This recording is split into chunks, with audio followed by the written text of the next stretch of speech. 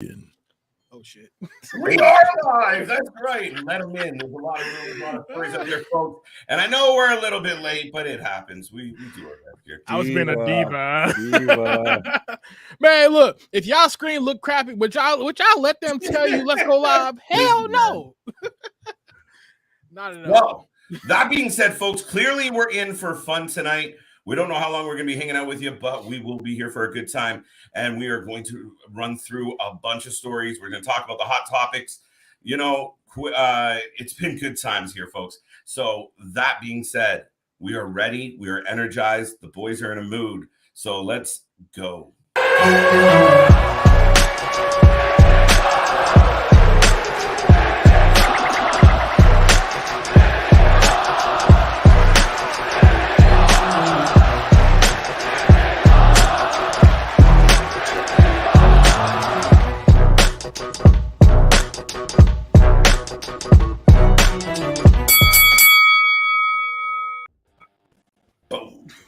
Ladies and gentlemen, we are live. We are ready to go. Like I said, we're excited.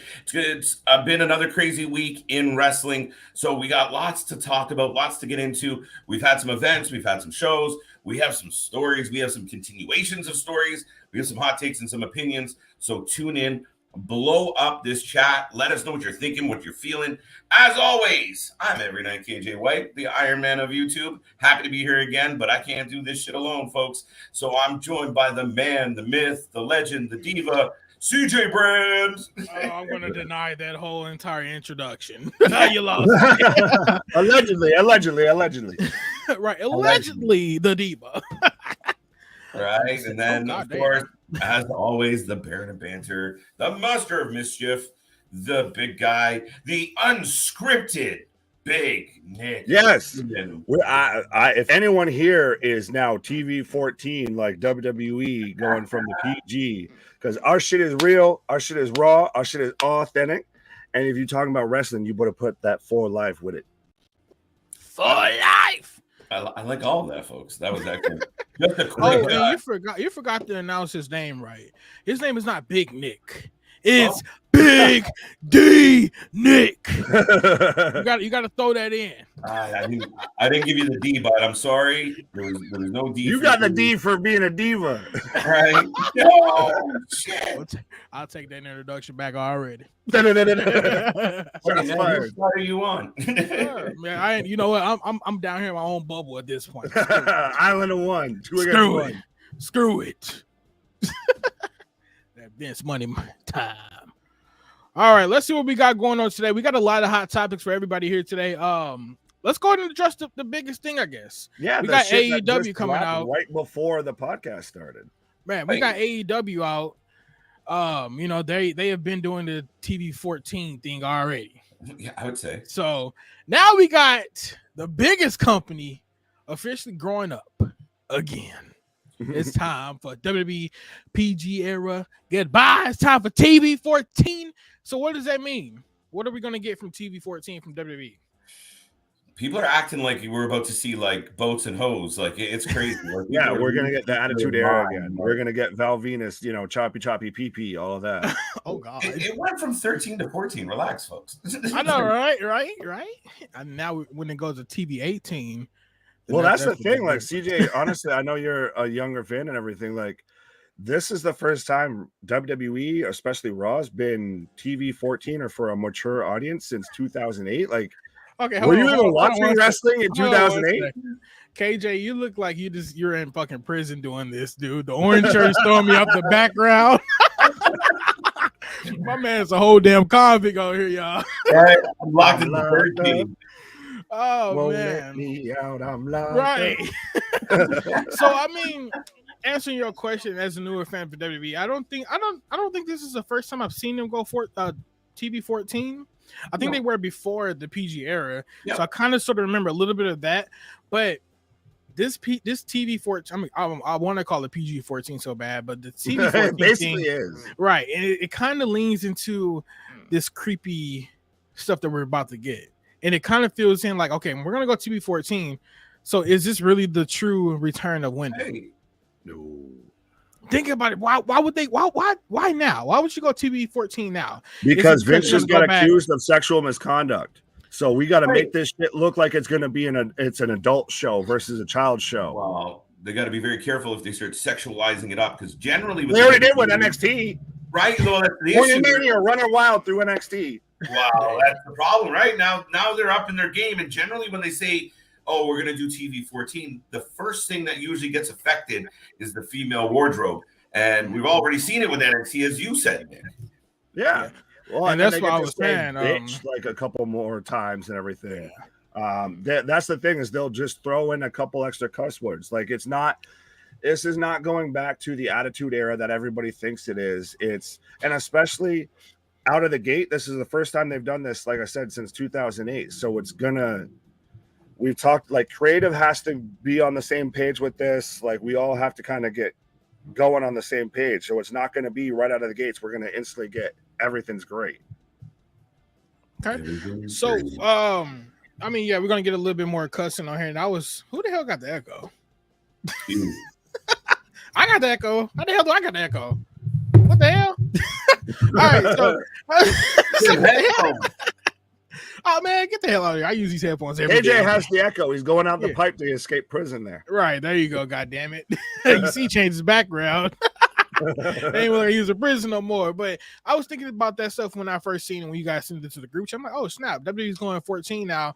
It's for the women only. That's it. They want to see more ass cheeks on the screen. They want to see more sexy women on the screen. I think that's the only reason why we're getting it.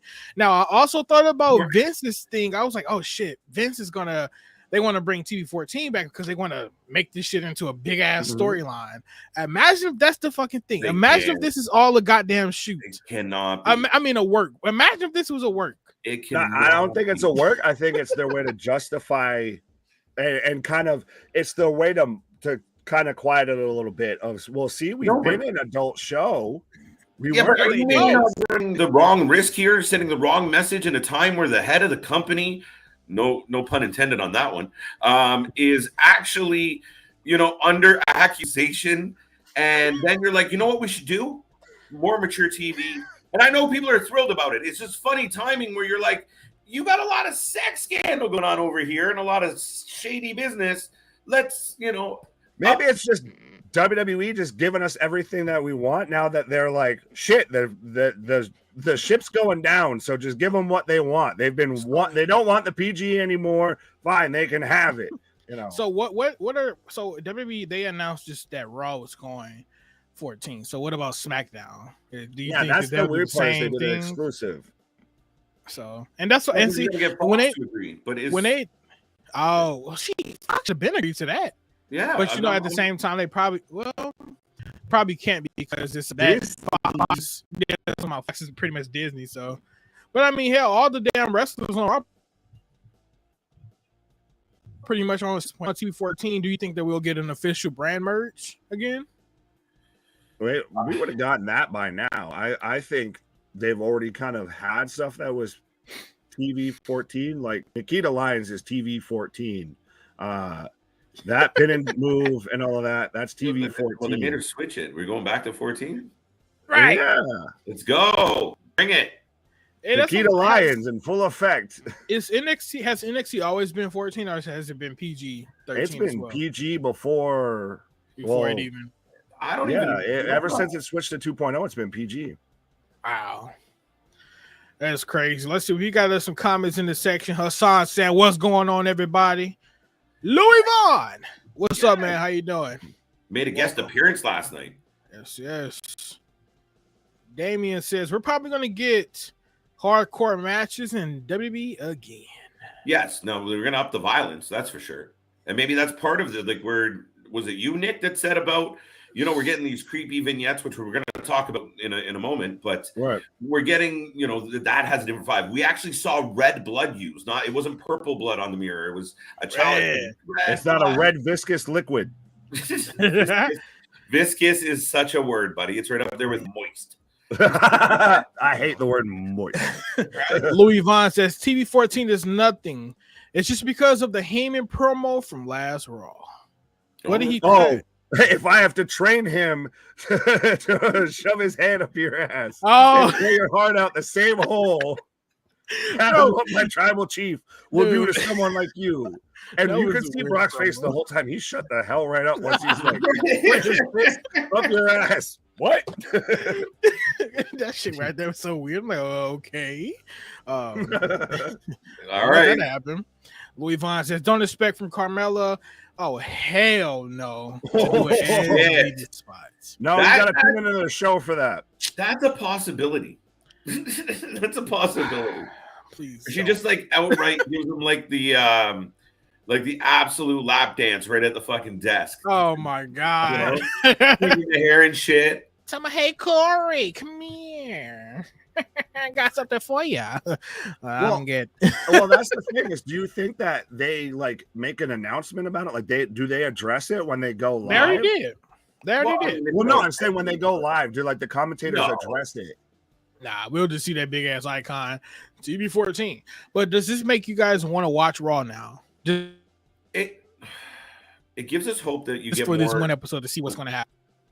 Is it just me or did I'm you here. pause for a second? I'm here. I can hear y'all. My Wi-Fi. This Wi-Fi here has been Okay. cuckoo. I'm here.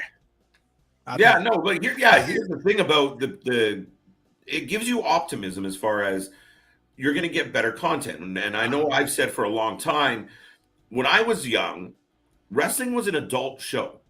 Yeah. Like when I would watch wrestling with my dad, it was like this thing that you know, it was like, oh, I'm not really supposed to be watching this. Sometimes you had to stay up late to see it. You know, and So it wasn't like exactly, you know, then you start beating up your kid brothers and mom doesn't want you to watch anymore. So yeah, I mean, it was adult content though. And for the kid audiences, you know, kind of like a Shrek movie, the jokes go over their head and they laugh at the cute stuff. And that's how it's always been. So maybe we're getting back to that where, you know, the older demographic, and I don't mean like ancient old, I mean like, you know, like 25 to 40 that are actually want to pay attention to this shit isn't going to get as much childish bullshit. Yeah, it definitely softens the blow. I feel like I don't expect it to really be that good or that adult or that different right out of the gate, but you at least know that they can go further than the childish crap that they put out there. Now, will they? And then we'll see how far that goes or what it means at the end of the day. So we got Jake, the tribal chief, the tribal queef. Jake from Safe Farm says, what's up, KJ, Nick, and CJ? WWE bringing back TV 14 from Monday Night Raw is absolutely ridiculous, and it doesn't make any sense. Why is it ridiculous? I want to follow up on that one. But explain yourself. Show your word. Why not, man? Right? Louis Vaughn says, so why Raw and why not SmackDown? I just think it's a different negotiation. It might be coming. It's just USA said yes first because they were like, we're sick of this shit. Well, I think we're going to have one before SmackDown. I think if they would have announced it for SmackDown, then they would have just been like, well, you have Raw right beforehand. Right. Well, I mean, especially we're getting it in like literally next Monday Night Raw is going to be TV 14. Yeah, Gary Brown is crazy, yo. Talking about, does this mean Jerry Lawler can refer to the diva puppies again? No. Oh God. No, because he'll be on a heart monitor like Rhea Ripley is. No. Oh, wow. Damn, double homicide, huh? Alexander Fortney says hello. Hi. What's up, man? How you doing? How you doing? Nick, say hello. Smile at the people. Wave at the people. That was like the most. That was the most uninterested sexual hello in the world. Louis Vaughn says, so Raw Underground is coming back? No. I wouldn't be mad about that. I wouldn't be mad though. Listen, who's left in Raw Underground? Dabakato, Commander Aziz, that's it. Yeah, put them big fuckers back down. No, he's literally the only one left. They ain't doing nothing else. They released everyone else. But the concept is good. Yeah. You know what would be awesome? It's a concept. They start doing the blood sport shows like the fucking, you know, we've seen with GCW. You do the blood sport shows, that style, and let them go. Man, that's something. Do it right. I'm The already Bloodsport matches are GCW. awesome, but if you do that and still have the WWE product, that it becomes like the Brawl for All. It's that okay, so which one is the actual, hard hitting one? The one that people are getting knocked out in, or the one that somebody just gets rolled up? No, not Jean-Claude Van Damme. I mean, fucking. Hey, I'm still tripping on this man. Did not just stutter over a goddamn W and a damn D. No, WWE. Yo, why the hell is W? Why is W really a W? Why wouldn't it be D? Because you say W. Think about what the fuck. You're calling out my shit, and you bring up that. I'm lost. All right, Louis Vaughn said. What the fuck? They said that when you pronounce W, it sounds like something else. W. Yes, you're saying W. That's what I mean, not D. It's W, like the letter U. Why wouldn't it just be two U's instead of a damn W? It basically is just with a fucking point. All right. To you. All right, fuck it. All right, let's get these comments out the way so we can drop down some fire. Louis Vaughn says, if Vince wants to save his reputation by bringing back $1 Million Dollar Mania. What the hell is that? Oh.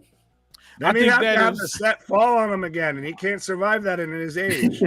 Paul wouldn't be able to pick him up with his heart condition. Victor, what's going on, bro? Victor, you cut the shit. Cut it now. Cut all that shit off.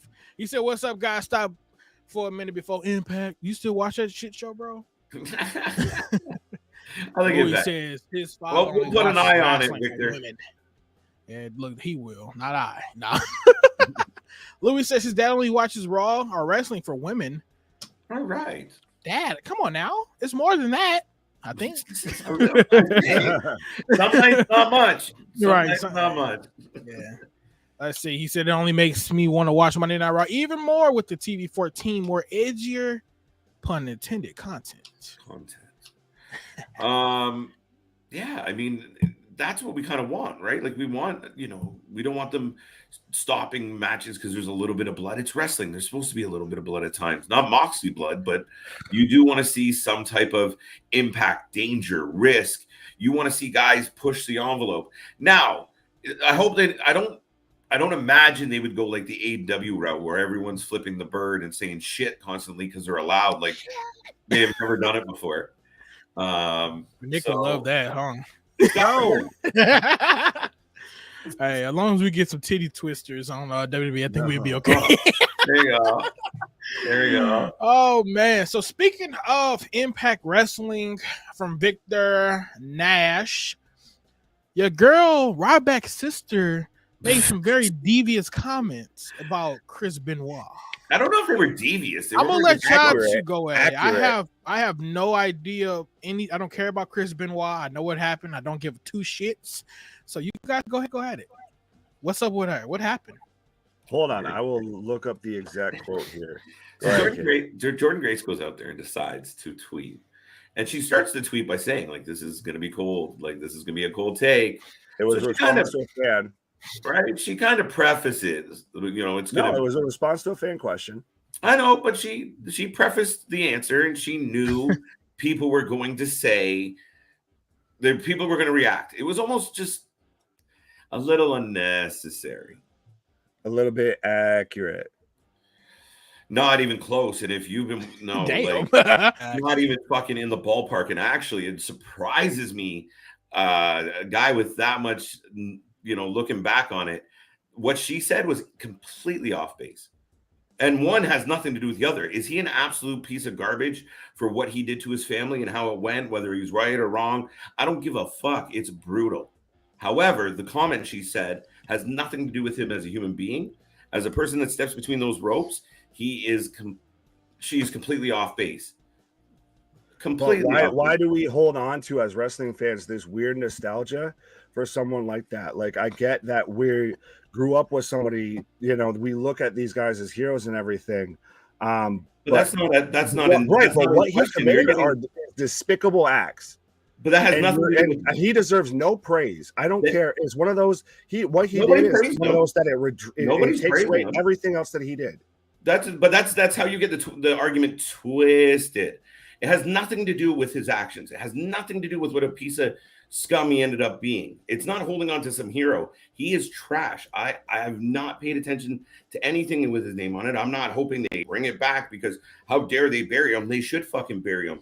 The memory of him should be long gone. But when you make a comment about someone like him, and I believe there was another comment in there somewhere about Kurt Angle, perhaps. But either way, when you talk about trying to hang with, when you talk about wrestling ability, just in the ring, what he did, not, oh my God, I love him. No, as a thing that happened in this world, he is miles above most of the wrestlers that compete now, and that's all the argument is. Everyone gets their emotions involved because because it's not that simple. It's one of those he shouldn't even get praise for something like that. I don't care at this point what he did in the ring. I don't care if he ever laced a set of boots up. But that's not what the point was. Yes. So, look, I guess I'll be the referee for this right here. So, going to your point. So, KJ, your point is this. Basically, she made the comment and she wasn't talking about himself as a human. She was basically talking about wrestling skill.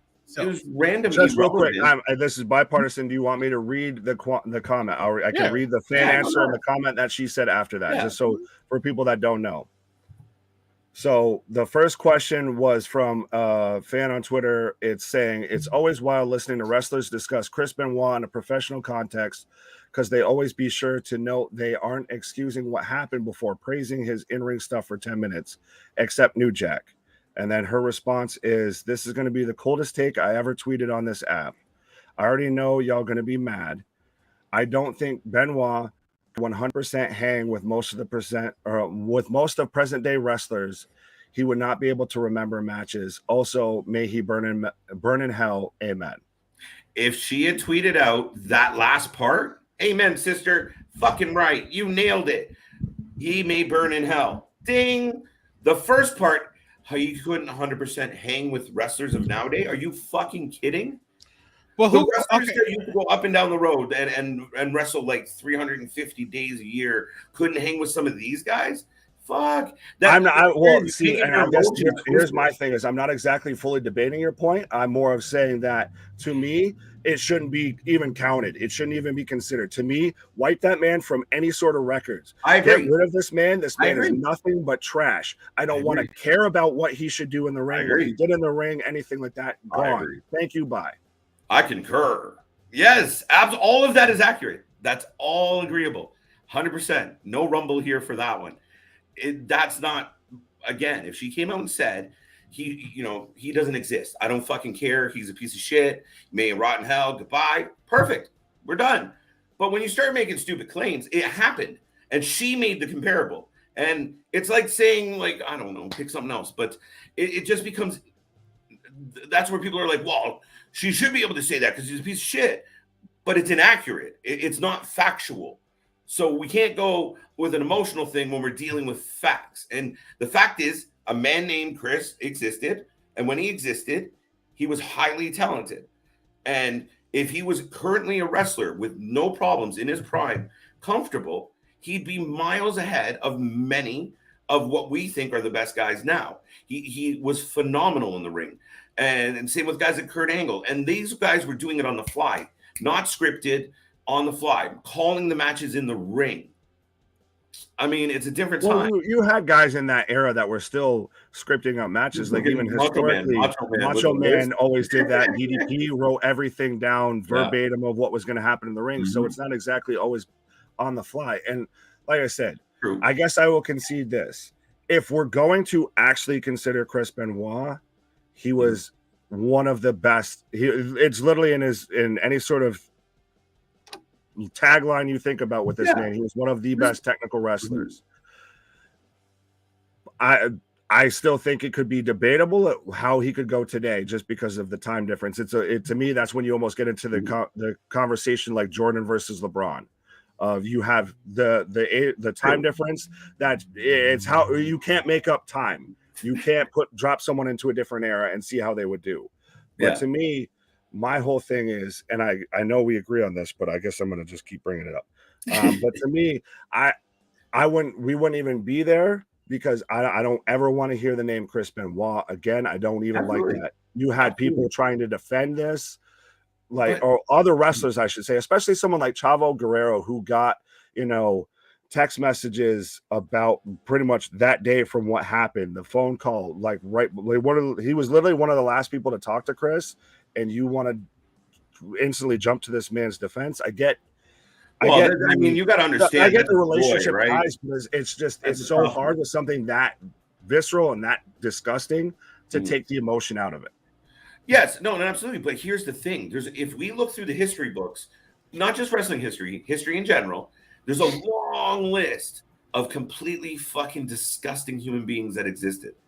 We had fucking a long fucking list of complete assholes, serial killers, murderers. Fuck, we'll put like, here, you want a hot take? I'll put fucking Benoit in the Hitler list, right? Just a monster. They're all monsters and they're all equivalent at some point.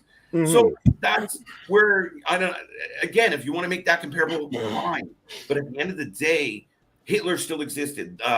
John Wayne Gacy, you name people, the killers, bad people, they exist. Saying, well, he never happened. He happened. His outcome was fucking bullshit, and he's disgusting, and nobody wants to give him a high five. But at the end of the day, he existed. He's there. You can't ignore it, and that's that. And I get that. This is a very 2022, millennial kind of way to look at it. Of just ignore anything that happened. Well, no, it's exactly that. It's one of those. I honestly, I guess, hadn't thought about it in that type of way, and I guess because that's still kind of a current issue, just in general today. That if anything, I halfway agree with you to an extent. I don't think it was disrespectful, but I also, I guess, could see for including him in history of that. You can't learn from history if you only keep in the parts that you like. Yeah. All right, cool. And wait, the last thing I would just say about that, one last final thought on it was, somebody get him down here and beat the hell out of here. But she just literally, again, if you're going to put your opinion out there, you got to be able to take all the opinions back.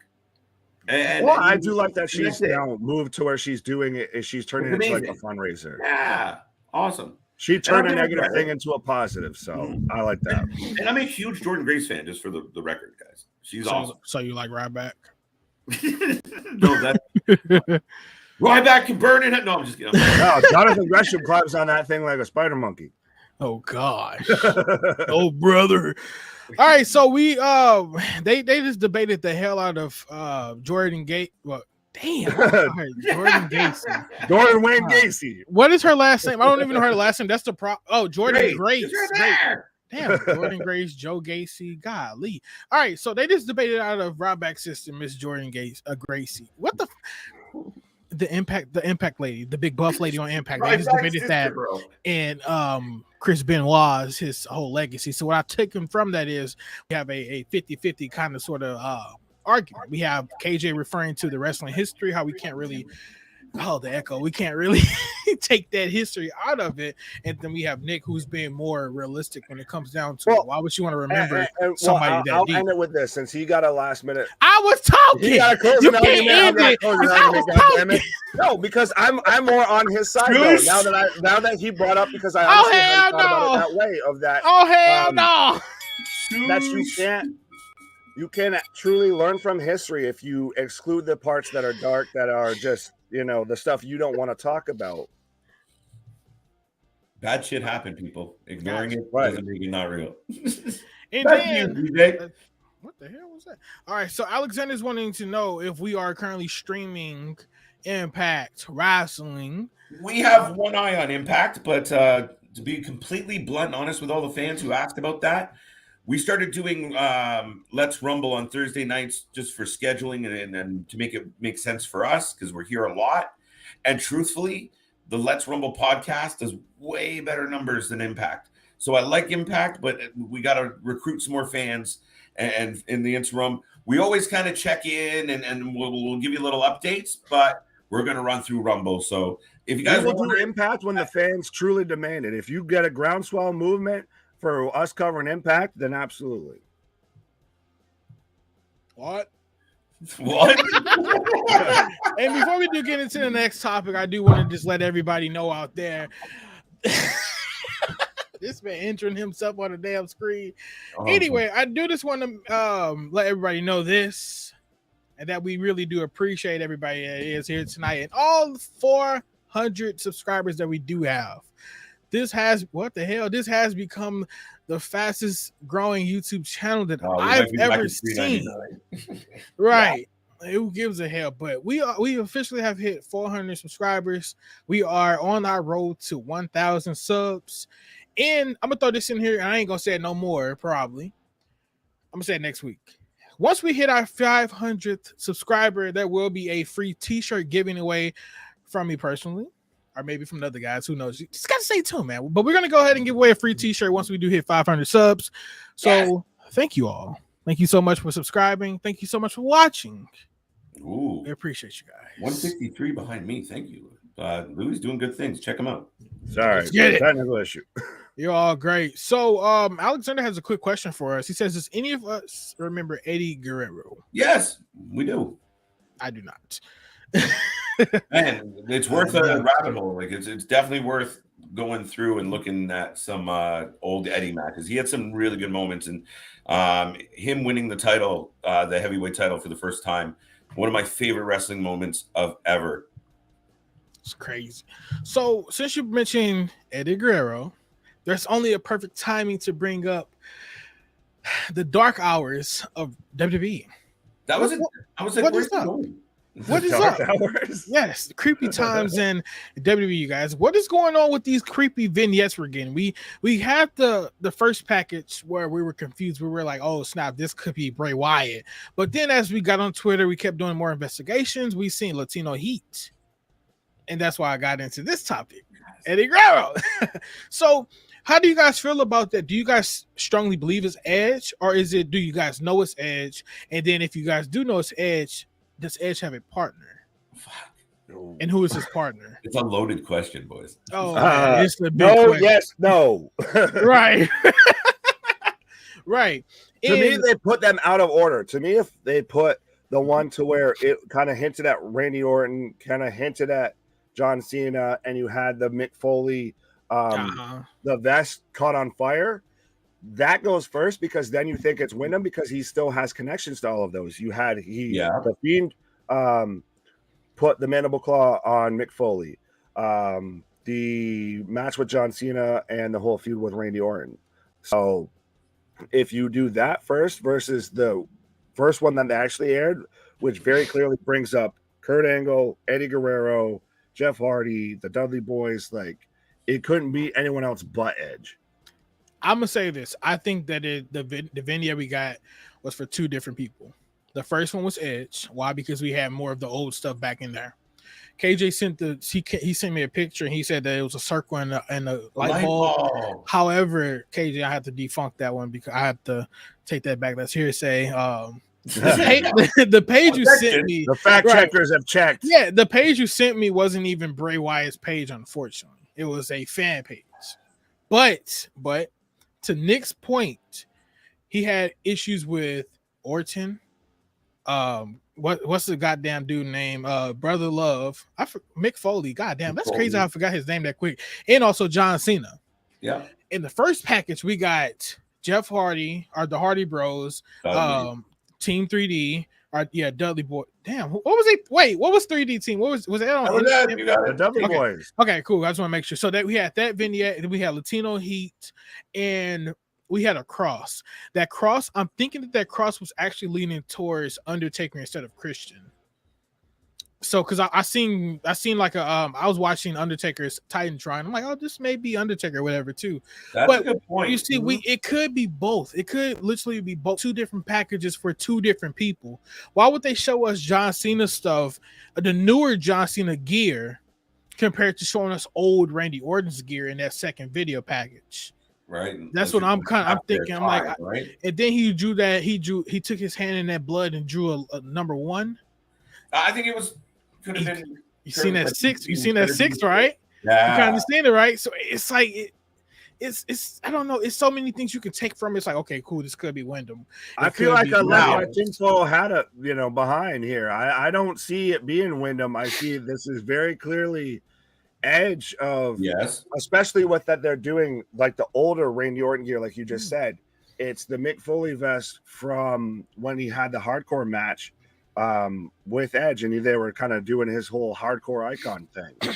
But see, Wyatt is on in Twitter and saying Wyatt 6, Wyndham 6. There were 6 light bulbs, and he kind of right. But we thought that when there was only like 6 members of the Dark Order in the ring too. Well, I mean, you see.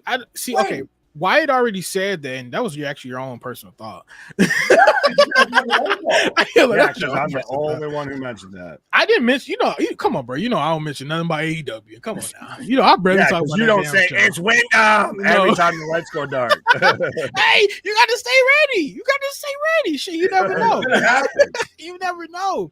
There's so much into it. WWE is literally playing mind games with us. We got TV 14 coming. We got a goddamn goddamn game coming on. We had 8, 10, 11. We got 2 vignettes. What the hell is actually going on in WWE? Those 2 tie together? I don't know. I'm confused. I'm lost. I'm hurt.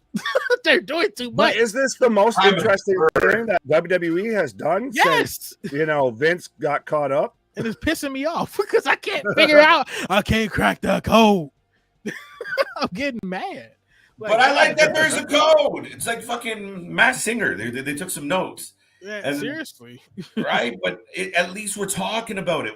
We were all fucking around with the 8, 10, 11 and trying to like add it up and turn it sideways. And people are poking holes in it, trying to see if they can see the sun a certain way. Like, yeah, we all got quiet when another QR code popped up, and we're all just like, what the fuck does this mean? It just doesn't make any sense for me to have Edge come back once again, at least by himself, and be repackaged again. We had the Rated R Superstar. He fought when he first came back. He had a feud with Randy Orton. He left, came back as a more quote unquote crazier Edge. He went away again. He started. I'm going to skip what I remember. Right. Came back. He was he got into a feud with Roman Reigns. Left. Came back as a quote unquote more edgier Edge. Left again. Then we got Gangrel, the version of Gangrel from Edge, and then Beth Phoenix and him came out. Then we got Judgment Day Edge. It's so much. It wasn't even a long career. It was within months. It's just they changed them a lot. Well, to me, the biggest thing with this is that we're gonna get Supernatural Edge, and that's supposedly what he didn't want, and that's why he got kicked out of Judgment Day, aka we need a baby face since Cody's hurt. But we're gonna get Supernatural Edge when he didn't supposedly want that. Yeah, but did anyone substantiate that was it? Maybe what they said. Everybody ran with that. Yeah, everybody was literally saying the same thing. All the big wrestling, Republic and what's some other Inc. and all that other stuff. Dave Meltzer, Meltzer, there you go. Yeah, everybody said it. So, but it's like, okay, maybe he didn't want to do it in that group particularly because it's like Edge can do what he wanted to do. No matter what, you can't kill his career. So why? What if he said, okay, let's do this. Let me personally leave. Yeah. He probably said, let me leave. And I'm gonna give you this idea instead. This is what I want to do if I'm gonna do my supernatural crap. See, what if we get that? You really think that he teams with Wyndham on this? I think it could have been a case of he was too much of a good thing. It is too much of a good thing, and I mean, I know for a fact it's not Wyndham, and the reason why I consider and say that is because we still have Roman Reigns as the champion. They have nothing for Wyndham to personally come back and do. If Wyndham comes back, he's going to face Seth Rollins. That's Seth Rollins is officially the Cody Rhodes or the Wyatt 6, and they can't bring. But you see, they can't bring another faction because they want the Bloodline to be number 1. That's the whole issue. If the Bloodline wasn't here, then we would be cool. But since they're here, it's a problem. Now we can't build up more factions. They can't be like AEW and build up all the factions at once. You have a logjam at the top. And that's the issue because now Roman Reigns, his group, they're considered as the top. They're considered as top tier. They're the damn shit in the WWE. So if I bring in Judgment Day, they're never going to be looked at 2s. They're still going to be looked at fucking 10s. Why? Because Bloodline is still getting way much more attention than my group is going to get. And now that they have both championships on each brand, that you can't even make this a SmackDown versus Raw thing. Yep. And there you go. That's another issue right there. So I mean, until they understand on how the hell they can literally, they keep going, kind of wanting to walk the line on everything. They want to have a brand split, and they don't want to have a brand split. They want to have unified champs, and they don't want to have unified champs. They want to have a bunch of factions, and they don't want to have a bunch of factions. Like, piss or get off the pot. Pick one or the other. Well, their creative is as based as the guy who's in charge of it, and that's been the problem. Maybe the shit we're seeing, you know, the edgier style to this vignette, the feel of going to 14 now. I mean, shit. Maybe this is because Vince has stepped away or stepped aside, or is at least not allowed to do shit. I don't know what it is, but for me, is this where people have been saying, okay, Triple H is back or whatever? What does it mean? Maybe we're starting to see what it means. They're looking at indie guys again. We got TV 14 again. If they bring the indies guys to it's so hard to book it, because if we were talking about WWE without AEW, then by all means, yes, Wyndham would fit in perfectly fine because he would have more competition. There's no competition on any brand right now that I can personally see for Wyndham to face. You have, okay, I'm gonna bring Wyndham back. I'm gonna put him in a match with Veer. Who's gonna win that match? I'm gonna have Bray Wyatt beat Veer. Veer character is killed. I'll put him in the back. I'm going to put Wyndham in the match right now with Omos. Wyndham's going to win, put his ass in the back. You killed Omos off my screen. Put him in another match with Commander Aziz. Beat his ass. Put him in the back. It's the same damn thing, and that's where the issue is laying at. You can't give him if you bring Wyndham back, he can't be champion at all. That's going to screw Wyndham back. He needs to be a special attraction. He needs to pop in for like a pay-per-view. Like, you build up to that pay-per-view with video packages, whatever. He shows up, has a match at the pay-per-view. He's gone for like another month or two at least. So, but then we'll begin that Roman Reigns package. Then, you know, Roman, he comes and builds up some stuff, fight, leave. That's why, like I said, if they didn't have, and I'm not even saying that he needed to, like, I agree with you, he doesn't need to be champion, but say if there was a heavyweight champion on Raw and it felt separate from SmackDown, right? And, you know, there was other storylines and everything, Wyndham could work in as just, you know, the Undertaker that just pops up, and no matter, he doesn't need a title instantly, you know, his feud is towards the top of the card. But now that Roman's going to be on both brands, that the Bloodline's going to be on both brands, you know, everything instantly feels like a step or two down, like you were saying, with how they have to be at the very top, which I'm not saying that they're wrong, but I think creative backed themselves in that corner with that. That, you know, now that they're really reaping what they've sown of not being able to build actual stars. Yeah, and it sucks to say, because I don't even know what the hell they can even do to fix it. I mean, it feels like they done dug a deep hole that they can't get themselves out of. And to people's point, Chris just said this right here. No, I think TV14 is because maybe it's Vince just trying to appease the fans and allegations. I mean, unfortunately, that's probably spot on. They're going to do what they want to do now, because I mean, this going into TV14 gives some type of hope. Like I said, I want to see what's going to happen on Raw now. I want to see how long is this TV14 going to last. Is it going to be temporarily, because they got Roman Reigns promos versus Brock promos? We got Paul Heyman talking about he's going to have Roman stick his hand up Brock's ass and pull out the same hole. I mean, is that why we're getting TV14? Just being realistically, who else on that show right now can you see actually going TV14 for us and actually, you know, bringing the fans in? Or let me drop this shit. MJF got released from AEW. Could that be another headliner that we don't fucking know about? Just like how we have to go out and dive deep for Sasha Banks and Sasha Banks release. Do you think I think could happen? If that happened, it would be insane.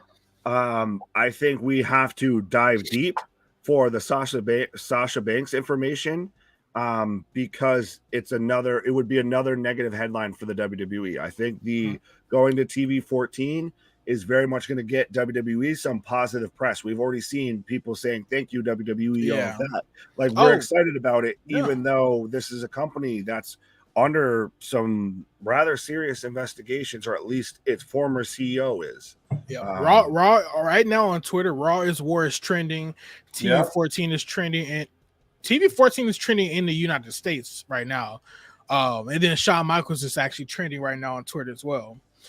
He just had the interview I look like with Fyter, just talking about his career with NXT. That's pretty much it, I guess. But yeah. Oh, he said that this is what he said, and I quote: Shawn Michaels feels coaching in WWE, NXT is more meaningful than his in-ring career. That's what he just said. So that's why he's trending. Which is true. Right. It's more rewarding, I think. I truly believe that. So Chris says, but Taker wrestled full time and had a successful career, but I think he was an attraction for the SmackDown brand. I agree. Well, wait. But the thing with, he was definitely that attraction, right? Because he definitely would come and go, like not in the same fashion. You get him for a run or a while, and then his character was such that he would leave, and then you'd forget about him. Kind of, you know what I mean? And then all of a sudden something spooky would happen. So they had this way of the Undertaker in and out that he never felt stale, not to me anyway. Yeah, but that's why I feel like if they brought the Fiend back or brought Wyatt back, Wyndham back, that's what they would have to kind of do. Yes, Taker was a full-time wrestler at one point. Was he anywhere near that way even in the last couple years of his career? No. So yeah, this is the man that it was pretty much known he would show up for WrestleMania and that's it. So if you built him to where he showed up here or there, he wasn't a regular, consistent member of the roster, and he doesn't need to go for a championship. Like CJ's point, I think that's how you get him over. When they gave him the championship and then had him lose to Goldberg and had the Seth Rollins DQ and a Hell in a Cell, you instantly killed that character before you even got out of the gate. Dumbest thing in the world. That was like, I was just like, okay, Hell in a Cell match, and we got called for a DQ or something like that, or a referee stoppage. Yeah. DQ, because you can use the big mallet, but you can't use the little mallet. Right? Dumbest thing in the goddamn world. Bad. But wait, just quickly on that, because I've been thinking this for a minute now. But what if it was a case of like Creative went to Edge and said, listen, we want you to get spooky and creepy. And he was like, fuck no. Like, I don't want to do that. Like, you see what we're doing out there? Like, and they were like, all right, fine. And they do the whole Finn thing. Now, Edge isn't happy. I could easily see if they did have Bray Wyatt in play and they were trying to work him back in, if they presented that, like, well, why don't you do this? It would blow all of our minds, but it could work that way. If Edge was really exiled from his own faction, he wouldn't have been happy. There's no way he was content. So they had to make him happy somehow. Yeah. So before we do move on to the next big topic that we do have, I'm just going to touch on a couple small things that I've been seeing earlier today. Roderick Strong stated that he wants to leave WWE once again. He said that he's feeling quote unquote beat up. He's just trying to on the AW like his buddies. He can't. He couldn't. He can't. I don't know. I forgot. I think he did resign with walk WWE. Off like Sasha and Naomi. It worked for them. But you got it. But come on now, Sasha and Naomi they got a bigger name, bro. Right, a bigger name. Speaking of Sasha Banks, she did go ahead and sign her first post WWE booking or whatever. She's not wrestling at all. Yeah, she can't wrestling. Yeah, she can't wrestle at all until January the 23rd, I think, of next year, or January the 3rd of next year. Sometime in January next year, she can't wrestle into another ring. So she's out for a while. No news on Naomi at all. So we don't know about her. Right. And I think that's pretty much it that we've been seeing so far. I had to double check myself though on the dates when she was going to be doing her non-wrestling like fan signing in Chicago.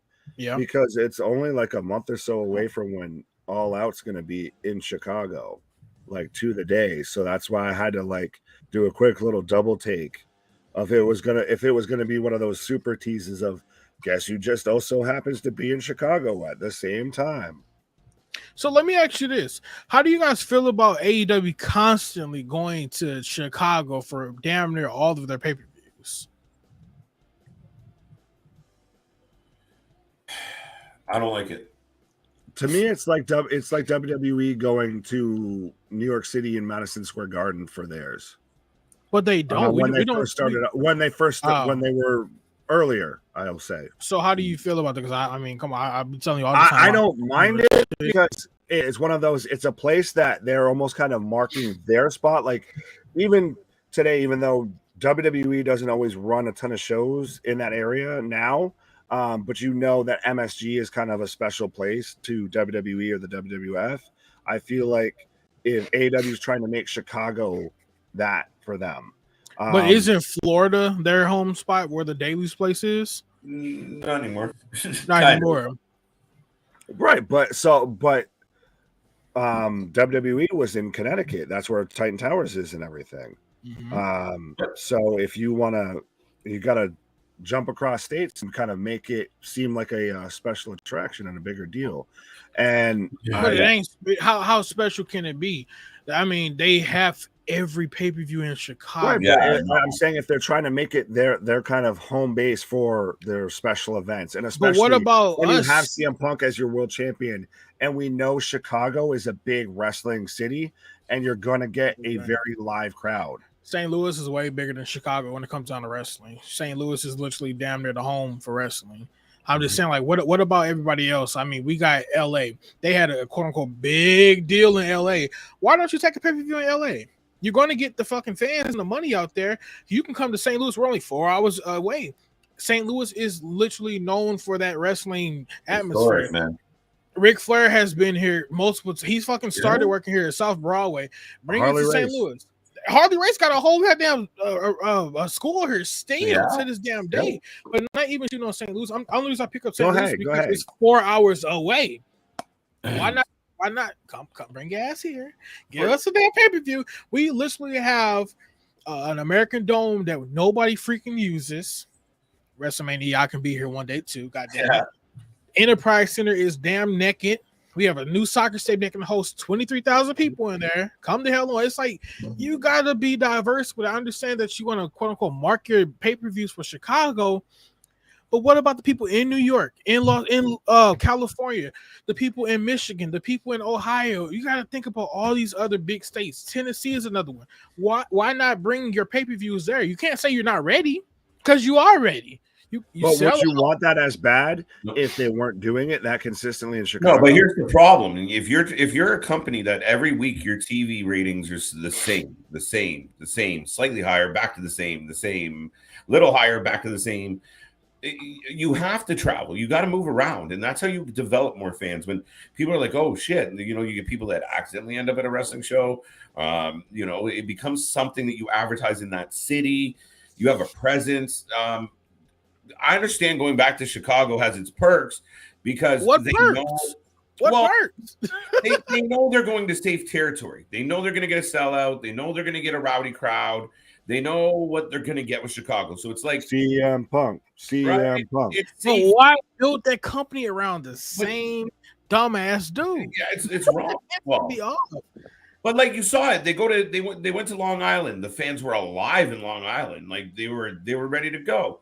And I know people are going to make a funny face at me, but the fans were good there. We've seen them in other places where the fans were fine, but you got to spread it around. You got to move around, and you help grow your audience by moving it to places, and they go hand in hand, right? Well, I think they do to an extent. Like we had Road Rager in St. Louis. No, but see, I'm not talking about regular shows. I'm talking about pay-per-views. Pay-per-views are always looking for the bigger show. It's AEW really only runs between 4 to 6 pay-per-views per year. This isn't the WWE to where you get one every month. They get special shows and everything. So unfortunately, with the way AEW's company model is that, those special shows are their B-show pay-per-views. That makes no damn sense. I'm just saying, like, I understand they do about 4 to 5 pay-per-views a year. All Out was there. Double or Nothing was there. Forbidden Door was there. When are you gonna diversify? That's why I say that this company is not going to last that long. If you're going to keep producing Chicago fucking pay-per-views, you're never going to see growth. If you can't get out of that goddamn area where you only can do 10,000 to 15,000 people, you're never going to grow. You're going to always stay under 1 million. You're going to hit 1 million a couple times, but you're never going to hit a consistent number of 1 million fucking viewers. You can say, oh yeah, Chicago, I made $6 million. Who gives a hell? 5 million of them down dollars? You got me stuttering this shit now. So you were going to say that though with WWE when they were running most of their shows in Madison Square Garden? I wasn't alive back then, and are they doing that shit now? No, right. But that's the difference. That's 60 years versus 3 years. You take those companies at the same 3 year. What is the difference? What is the difference? There's 60 years versus 30 years. That doesn't make. If you take a 3-year-old and compare him to a 60-year-old, I think there's a goddamn brother. difference. Okay, I mean, Nick, if I can run a weekly show and I can go to all these quote unquote different fucking states, why can't I take my pay-per-view and go to that state? I'm not saying if Los Angeles right now they're still playing the safe game. How? Los Angeles sold way much more tickets than Chicago regular show did. But that's what I'm saying is playing the safe game. What safe game? They're guaranteed X amount in Chicago. Versus take the gamble of they could end up like WWE and try and take it big in Las Vegas and then have to go to a smaller venue. Man, damn, you're abusing the hell out of that damn bill. It just doesn't make any sense to me. I mean, you can say they can play the safe game. I'm a fucking billionaire, bro. Fuck that safe game. I'm about to take my pay-per-view and it's screw that. Risk versus reward.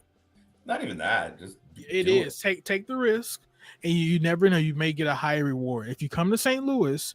Granted, in St. Louis, we didn't have nobody there. Why? You had a small ass venue on a college campus. Oh.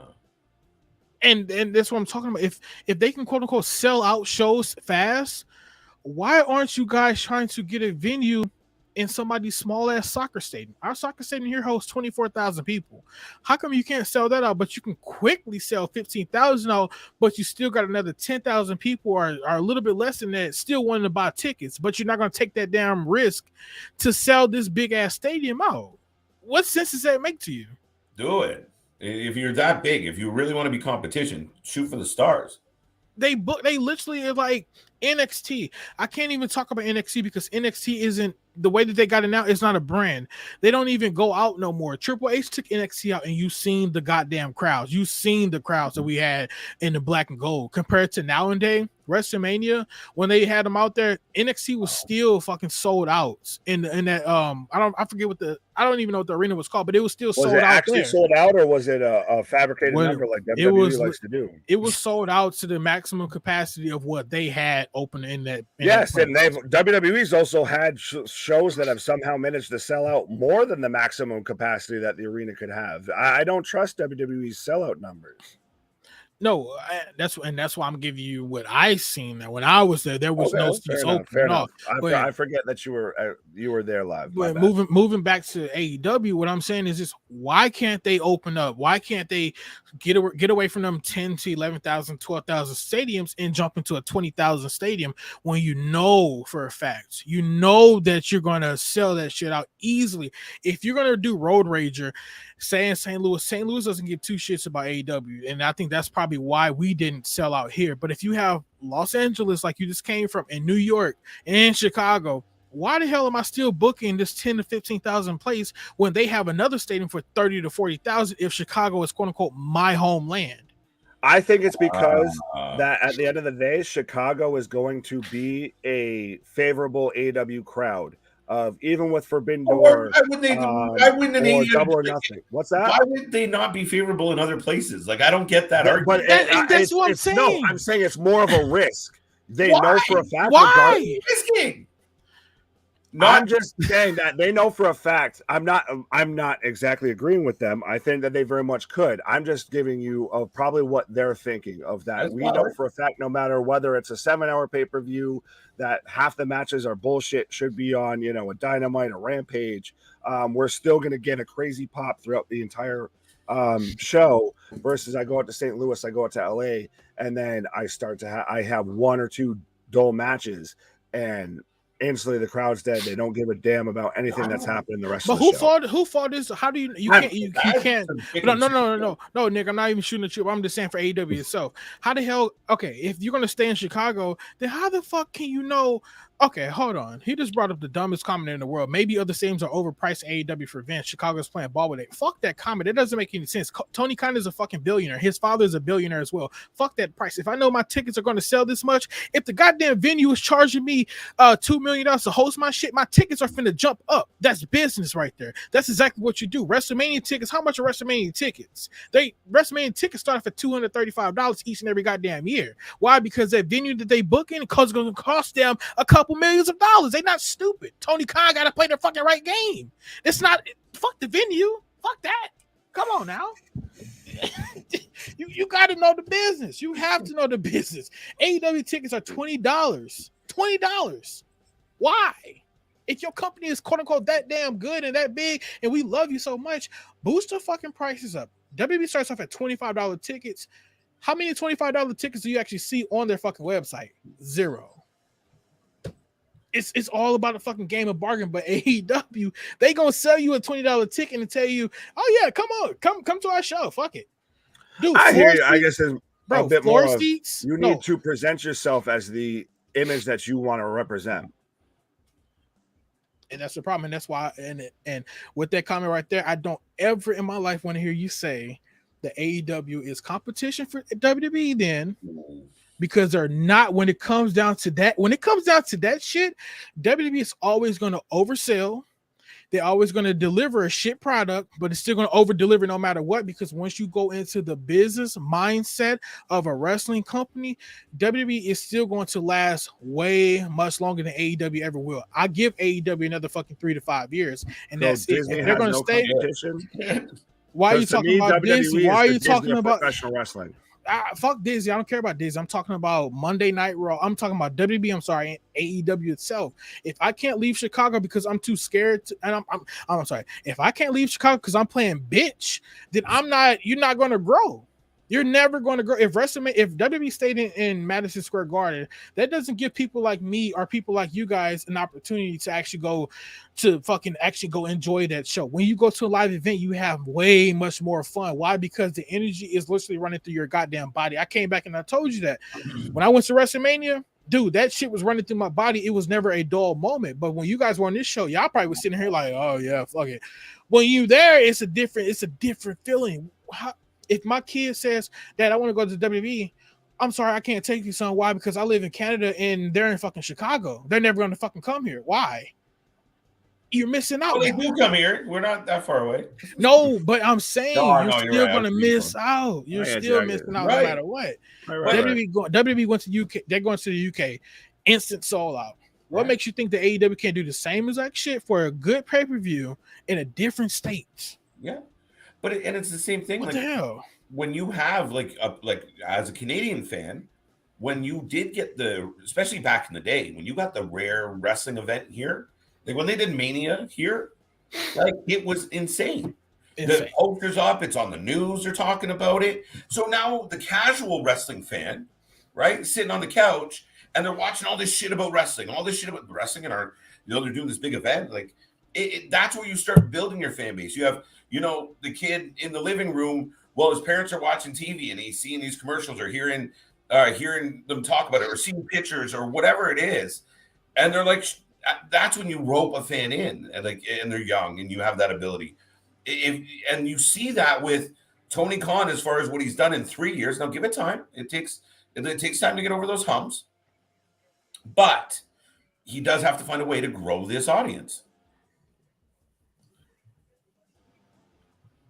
By the way, I'm just saying each wrestling company is a fucking monopoly. They have a choice to make their own prices off of merchandise and ticket sales. Allegedly. Otherwise, you're going to swing the MLW lawsuit versus WWE. So allegedly, they're a monopoly. Allegedly. How is it? Because that's what MLW is suing WWE for, saying that they're a monopoly. So that's why I was just saying allegedly. Fucking stupid.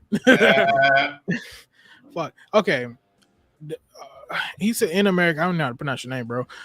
He says in America, What the fuck? In America, we don't make a better product. We try to take the competition out at the knees instead. How many companies can you say succeeded? You know what? Sometimes they do. We have Doritos, and then we have a knockoff Dorito brand. That knockoff Dorito brand ain't shit, but people are still buying it because it's cheaper, but and it tastes good to them. Right. But you do have like we saw with WWE, you know, they announced there's going to be this new company, AEW, and then you get, you know, Vince and the boys at WWE were clearly making decisions that were around what was going to happen with AEW, putting NXT to Wednesdays, making it 2 hours. We're going to go commercial free and try and take them out at the knees, take them out before they even get started. And that is often a better, that is, the competitive business model. Take out your competition. To your point, does it always work? No, but you do see attempts. I don't even think that WWE has even tried to take AEW out. I think that they played a long game and they just said, I swear to the goddamn dime, I always say this shit. There is a goddamn wrestling Illuminati, bro. It makes perfect sense. You have all these fucking companies out here that are doing the same exact shit. Just think about it. We got fucking Bullet Club on one show. Then on another show, we got this other big ass faction. They're doing the same shit. They just got different names. House of Blue, House of fucking Black. We got fucking Judgment Day. That's a perfect fucking example of the wrestling Illuminati. WWE, they heard about AEW coming on Wednesdays. Okay, fucking NXT's gonna come on here. We're gonna compete with them. They competed with. If WWE and AEW never competed, how many people can say that they actually would have known about AEW? I promise you, the Wednesday Night Wars helped AEW gain more attraction because they talked about it on WWE for one, and the internet was blowing up about that shit. They even said it's Wednesday night. We want to know about this shit. WWE talked about it on their program multiple times. The Piss Ant Company. When Jack, what the Ass Brother came on the show, they're the same company that wanted to sign and bend the knee and do whatever they could and bend over backwards to sign Kenny Omega and the Young Bucks. Why is it a problem though? Right, but you can't say that no one would have known about AEW if literally WWE was trying to do everything that they could to sign their EVPs. Like everybody, they had attention. But when they were trying, thank you. That's all I needed to hear you say. They had attention, not the company. Kenny Omega and the Young Bucks. WWE tried to sign. You see how I flipped that shit on you, huh? They tried to sign them to WWE before AEW was even a goddamn thing or even was actually officially listed. So I'm gonna have to take that away from you and throw it to the side. You can have that. That ain't what I'm at. But that was definitely the move. I mean, everyone talked about where they were really going out and scooping up as much talent. I think that's kind of what happened with NXT to an extent, where when Triple H was out kind of doing the little mission for Vince and scooping up all these indie guys, giving them opportunity and taking them out of what they were rumored to hear a company coming, or take them away from everyone else. MLW, Ring of Honor. Like, no, we want them all. Fuck it. You guys suck. We are the powers that be. We want it all. And they legitimately at that point started scooping everybody up. But when the war kind of fizzled out, and then Vince is looking around and Nick Khan shows up, they're like, we got all these people. Cut. But I mean, the WWE's always been savvy when it comes to the business side of things. Who do you think won that war though? And not saying viewership wise, who do you actually think won that war? We're not going to base this on anything that you could actually measure, but we're going to base this on what I feel. No, it's not a feeling at all. I'm telling you this shit. You can look it up online right now. WWE is still averaging 1.5 million. I would say 1 million plus each and every night. We're not going to talk about any of the ratings that happened during it or anything like that. What we're going to go to all of a sudden. We're just going to skip over this. Don't look at. Pay no attention to the man behind the curtain. So you telling me that? That. How? Because they moved to a different night. They moved to a different night to end the damn war. Yeah, because they lost. How did they? But how did they retreat and go to a different night? Okay. So AEW won the war. However, they still cannot hit 1 million viewers each and every night, right? They won that war, right? They won the Wednesday night war between Dynamite and NXT, correct? Ever since that happened, WWE that was the war. That was what was CJ's point there? Like, their ratings now that they're on Tuesday are still all right. So is that what your argument is? Nobody has lost viewers. Nobody has. WWE NXT is still at the same damn viewership. Yes, we dipped down. Why? Because NXT not dip like way down? Like, no, they're still averaging. NXT has always been in that bracket from 500 to 600,000. Both shows do the same damn viewership, and that's what I'm saying. Who really won the war? It was not a really. It's the same relationship. The one that leaves loses. But they didn't lose. They didn't lose nothing. They did not lose a damn thing. They left. They gave up the fight. Why the fuck would I continue to fight when I'm still producing the same fucking numbers? Why make that make sense? Because you put a show on. Because it's WWE. It doesn't make sense. Who was there first? NXT was on Wednesdays first, right? They jumped out. They got a 2-week advantage over Dynamite because Dynamite had announced that they were going on Wednesday nights and hadn't aired yet. If I'm doing the same exact viewership, right? Because they moved that from being a network exclusive that aired on a different night to airing on USA Network on Wednesday night, the same time slot that Dynamite ran, and then proceeded to once after they had lost in the ratings multiple times, move it to an entirely different night. Like I said, if you're winning a battle, you don't retreat. Dude, that's like playing a game of one-on-one and the other guy starts beating you and you go play by yourself and think, I'm still good. You just keep shooting. You keep shooting 3-pointers and just saying, fuck it. Oh, brother. So I'm just saying, my whole point is this. Yeah, WWE, they took their product. They gave us fans more wrestling. I'm gonna fuck y'all up with that one. They gave fans more wrestling for the whole entire week. Instead of putting 2 shows on a Wednesday, they're gonna put it on a Tuesday. That gives us more wrestling. However, if you look at the viewership has not changed from either show. AEW, yes, they do bring on 1 million viewers per Dynamite. I mean, some Dynamites, but you have to think about it.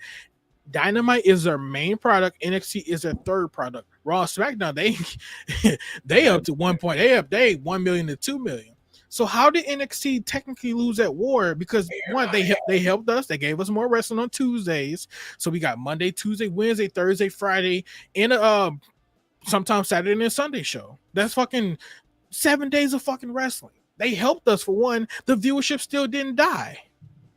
Nothing died. Nothing changed. Only thing that changed was the damn day the show comes out on. Fuck the war, because we're still producing the same exact numbers. Right, but they ran away. But that's the thing. They didn't run. I can go through specific dates if you really want to where AEW beat them by 100. Okay, March 3rd.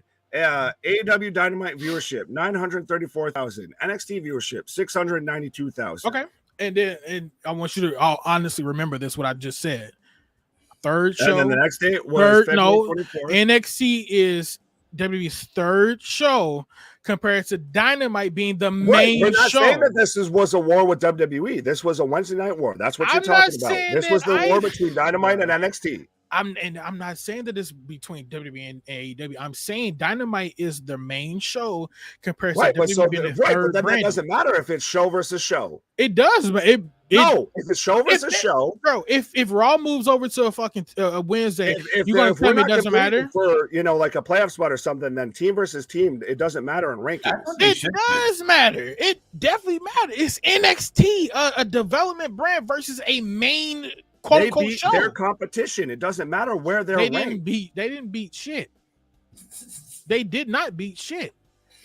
Nick, the ratings are the same. They moved a weak ass show to Tuesday, helped us fans out. They gave us more wrestling to watch, less time to switch back and forth from TV, because I fucking hated that shit, switching from AEW and fucking NXT.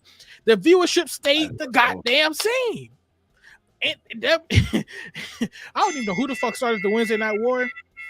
But whoever the fuck did that shit was dumb as fuck, because they put NXT, a whack ass show, against Dynamite, the main show. That's like putting Raw versus NXT. It ain't compatible. Why?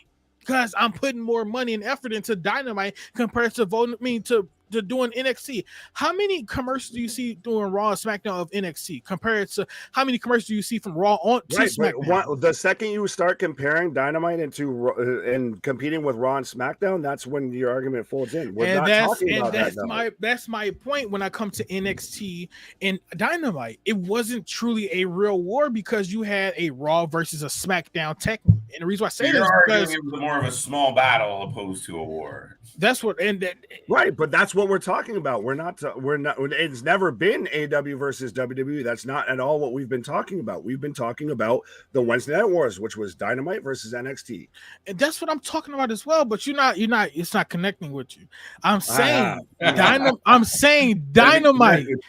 It's me that's not getting it, bro. Anybody in this comment, y'all looking at this shit? Dynamite is AEW's flagship show, right? Yeah. Right, but that doesn't matter if it's 1v1. If you're like KJ said, if you're playing pickup, if you're playing one-on-one, it doesn't matter any sort of rankings, anything like that. I think they went into the whole thing intending to win, and when they didn't win, they said, "Oh shit, that's just a development brand. We'll put it on Tuesdays." Mm-hmm. But it's always have been a development brand. Us fans said that NXT is the top show. So who is there to blame? Is it to blame the fans, or is it to blame WWE for that? For what? For saying that NXT and Dynamite can go head to head. Whose fault is it? Is it our fault? Or is it that's actually WWE who? How is it technically their fault if that was a damn development show going against Dynamite? A big show. You asked the question, and we answered it. What the fuck? No, I'm asking for your response. Right, and we gave you that, and you're like, but how? There you go. Answer this question. What the fuck did AEW gain? Nothing. No, they sent their competition on the same night at the same time slot to a different night. Now, to the argument, that's the fucking problem. Is you're right? It didn't help them. That's what I'm talking, and that's what I'm getting at. The war didn't mean a win. The war did not mean how? Because they send them packing. If you win by an inch or a mile, they didn't win shit. They didn't. If I go to war and I don't gain shit, bro, it's fighting 101. Hey, we win. What the fuck sense does that make? That's like me. That's me literally getting up from a bad relationship and leaving. What the fuck do I gain? I mean, that's like me being married for 2 years or whatever. We got everything good. We rich as hell, and I get up and leave, and I let this woman. She take half of my goddamn money. What the fuck am I gaining? Nothing. Right, but you're the one that left. You'd be NXT. What did you win? How did you? You lost. So Nick, if me and you were fighting, nothing. Good day, sir. If I was just talking about an argument, not a whole relationship. But Nick, if me and you were boxing right now, doing what? If me and Nick were boxing right now. My face isn't fucked up. Nick, your face isn't fucked up. Nothing is wrong with us. I just say, okay, cool. I'm gonna go ahead and leave. Fuck it. Do you mean that you win? How did you win? What did you gain? Well, it was nowhere near like that. I literally just ran off examples where the ratings were 100,000+ people different. It was more like, wait, and when you bring ratings up like that, you didn't want to bring them up until current day. We're just gonna skip past. It wasn't. I wasn't talking about current day. I was talking about during that time. You literally said, not including ratings, who do you think won that war? Verbatim. Bro, this bullshit ass argument got so damn deep. All I want to know is how the fuck did AEW win this quote unquote stupid ass Wednesday night war? What the fuck was that?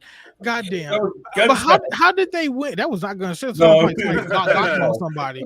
But how did they win that war if they didn't gain a damn thing? The perception is the big bad WWE. Fuck that perception. Follow along. Let me finish.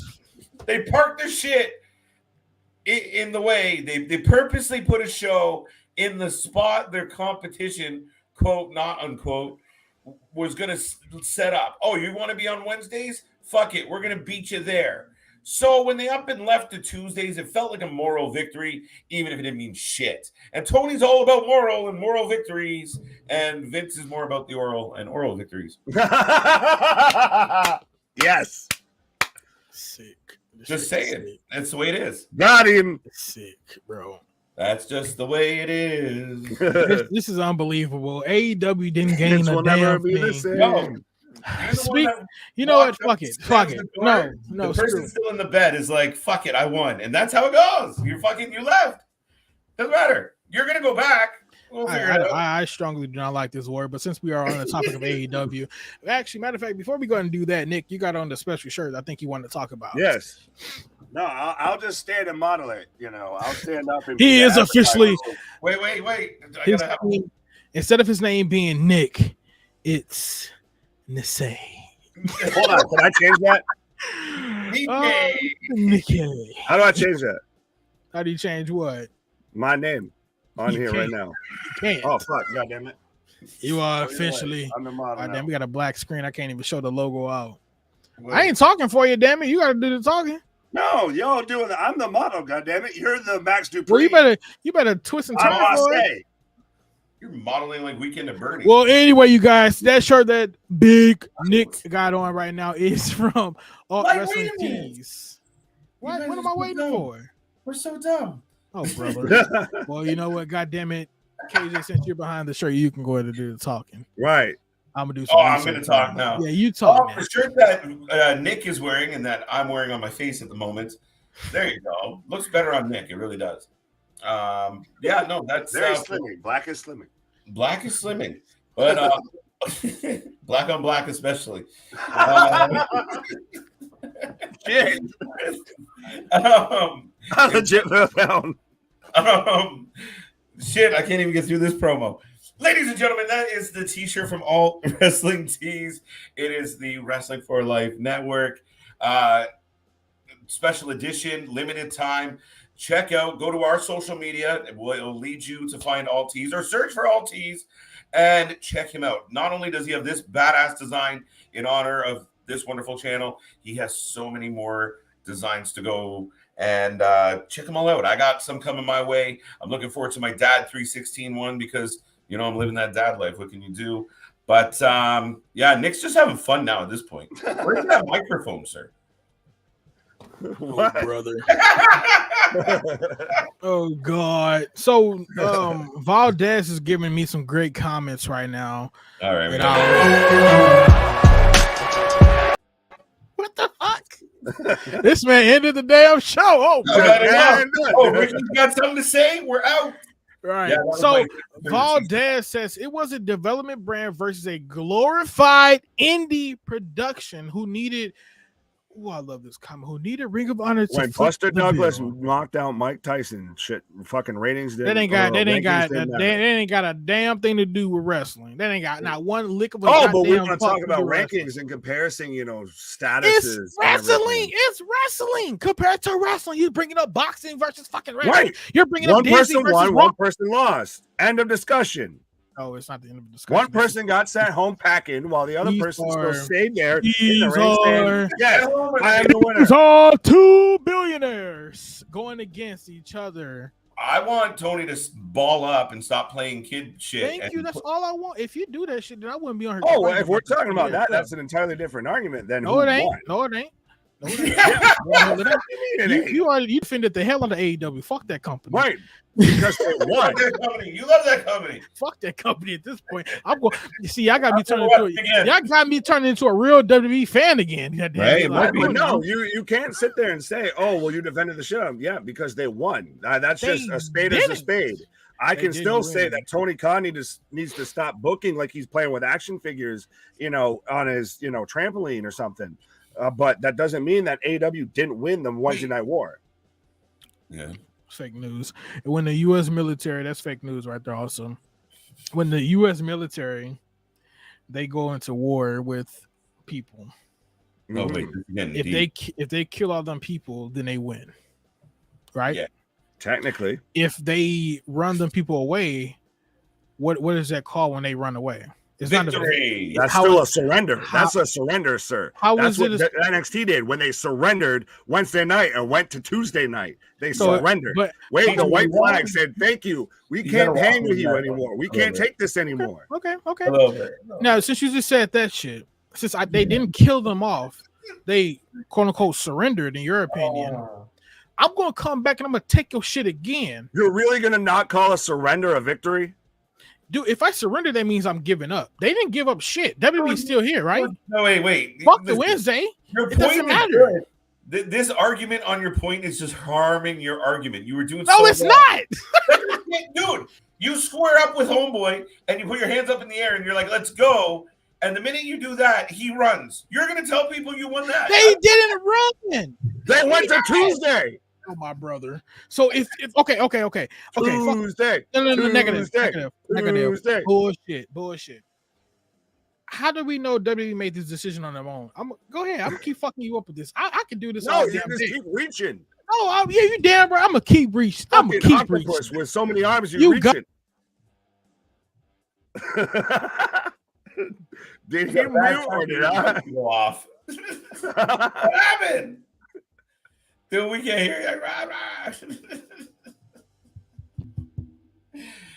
I thought he was trying to censor himself. A cheap ass microphone.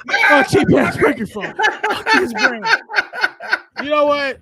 I'm done with this bullshit. You have that. That ain't even what I'm mad at. Let's go ahead and talk about AEW Fyter Fest. I was not here for that show. I'm happy I wasn't here for that show because there was more fucking blood in a John Moxley goddamn match. I'm tired of seeing it. Swerve won? No. Really? Why? I don't care about that team. I don't care about AEW right now. That's just because you salty. Salty spittoon over there. How many matches on AEW were great to you guys? Was good to you guys last night? Honestly, take a Shikaka, whatever I decided to call him for the night, versus Moxley surprised the hell out of me. You should have said pause. What did you like last night? Take a shit up. That's all you needed. Look at that match was honestly good, and the triple threat for the tag belts was amazing, honestly. Great match. And it was good because the Bucks weren't the star of the show by any sort of means. Ricky Starks and Hobbs stood out in that match, and obviously Keith Lee and Swerve stood out. The Bucks were literally just the people there to get them to the next spot. So that was the only match that you liked? That's 2 out of a 5. The opening match was all right. I can't remember the opening. It was Wyndham. I mean, what the fuck is it? It was Wyndham. My bad, Warlow. What that was such. Warlow and Orange Cassidy. No, you didn't like that, KJ. I thought. No, I thought the match was entertaining. I thought the whole booking situation. I'm more than happy to talk about this, but this is where we talk about the Booker of the Year and Mr. Billionaire. Running a wrestling company. And to me, the whole Wardlow situation last night was exactly proof that Tony's got to listen to people around him and delegate a little bit, because you have this baby face on a heater and he's destroying people. And many times, Nick, you compared it to Goldberg over and over again. He's like the Goldberg of AEW. He's destroying guys. And then right after this man wins the belt, you put him in a matchup with Orange Cassidy, the biggest baby face in the company, arguably next to maybe Darby. Right? Like, those two are beloved by the fan base, like the children of the corn of AEW, right? Like, fuck. And so to me, it was stupid booking. Then you got Wardlow, your new champion, this monster running around playing games. And yes, we watched it, and for entertainment value, you were like, all right, it was cute. But you don't need that for Wardlow. It hurt Wardlow. The fans were cheering OC at points when you're brand new shiny champions in the ring. Bad booking, bad decision. You put him against a babyface that was as equal or as on his level, if not the next level up. Yeah. No, I agree. Sorry, I got completely thrown off because I do have Impact in the background, but I turned, and when I turned, all I saw on the screen was Ric Flair's face. Woo! What? How was that a fucking thing? But they're doing one of those flashbacks. Oh gosh. Nothing at all. So speaking about Wardlow, you got a topic on here saying the Wardlow is squeezed. Yeah, so that's where we were. Right? That's where we were, exactly. Orange juiced, right? So, and that's it. Again, I know people hate Orange Cassidy. Some people close to me don't like him very much. He used to be, man. The guy can actually wrestle. He can. I give him credit, and the fans fucking love him. You call him the mascot. I call him Hurricane 2022. I don't care what you call him. He is a gimmick, but every wrestling show needs the entertainment in the right. But we did talk that match was very much like a diesel engine that wouldn't turn over. Of it kind of just puttered around for a while. Did you just take a drink mid argument? You're like, fuck this shit. You got my new shot, motherfucker. Oh, him? Oh. That was the best shit ever. I want to fucking Google that.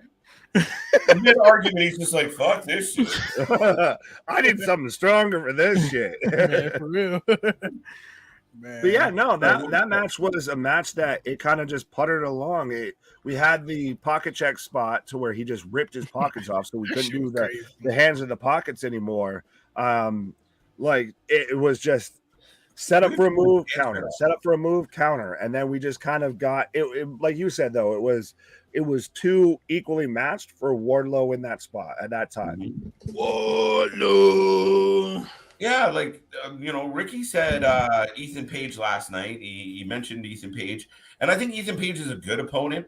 But even just like the first or second title defense for this guy, it could have been someone even lesser than Ethan Page, right? Like Kazarian? Yeah, Kazarian's a good option as well. Like somebody that again a 3-4 minute match and just continue to ride this fucking wave, right? I hate Goldberg, but they had a very simple formula: entrance, move, spear, fucking jackhammer. Right. 5 moves to doom. We're out of here. And I'm not saying he always has to be that. He doesn't have to be the Goldberg because I hate Goldberg. What's that? You already beat MJF. So motherfucker has been wiped off. He's been wiped off for AEW TV.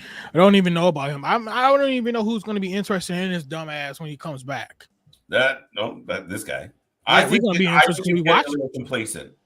Shit, it's taking too damn long. They need to talk about it. We need to talk about it now. I feel like that's a bit of the point, is to make you forget. So then when he shows up, it's a holy shit. Yeah, but I mean, versus it's right in the front part of your mind. But is it a holy shit, or is it like, oh yeah, right? And see, that's where I'm going with him. You say that now, but when that happens, you will. Of course, the fuck out about it. Of course, people are gonna pop, but it's like, where the fuck have you been? Why are you away? I mean, I think that this quote unquote shoot/work has been taking too long. This isn't long term booking anymore, because if he comes back in 3 months and this shit happened 2 months ago, that's fucking about 6 months in between or 5 months in between of an absence. We can't buy shit. We can't buy no products of him. He's not on Pro Wrestling Tees at all.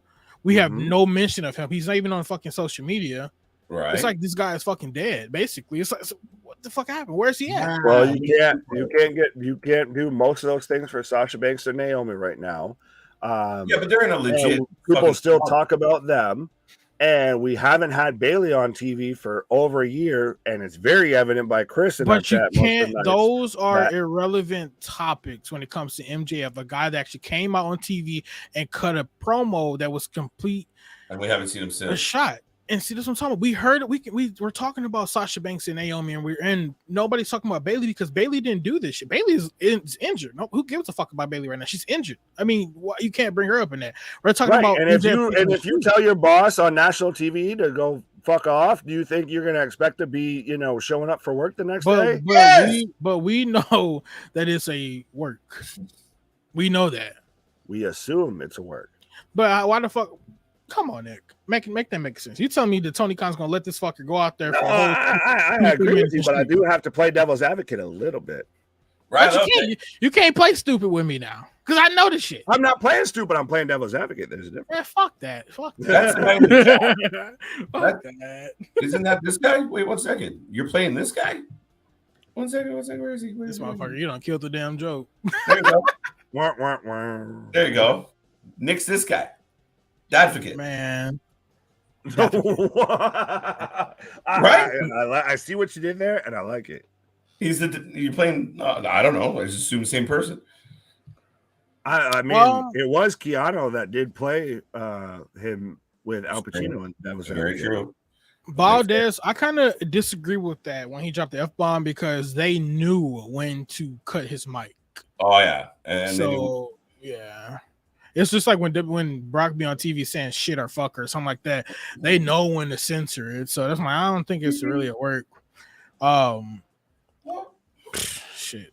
I don't even know. What is parking lot payday? Nothing important. What? No. So, but you had your hand up, Nick. No, I was just gonna. I know a couple people have mentioned it in the chat, and I was gonna give a update on the TV14 situation. So I have a update as far as 20 minutes ago. Breaking news, that folks. there is a lot more to this story, and there's some hesitation regarding if this is the right move. Sean Ross Sapp of Fightful.com responded to Zarian and wrote, I can confirm there were mixed signals given internally about this.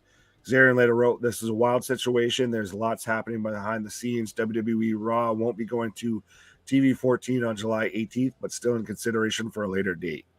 August 10th? Yeah, 8, 10, 11. We're going back in time, folks.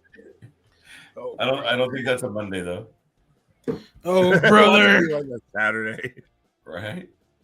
That shit would be horrible. Now, is that the case of like where a story leaks and it kind of actually fucks things up because the story leaks out like, oh shit, we heard it leaks too soon, yeah. Right? It leaks and then maybe, and it becomes big news, it starts spreading, and then certain people are like, well, wait a minute. I don't know how I feel about that. I don't know if and I don't mean fans. I mean, people that are sponsors, people that are executives, people that are well, we don't know about that. Like, I don't know if I can. Oh, yeah. That was probably to companies like, Snickers and all of that. That was probably a very much a news update for them of, okay, so now we're backing a TV 14 show that we didn't know was happening. It's so fucked.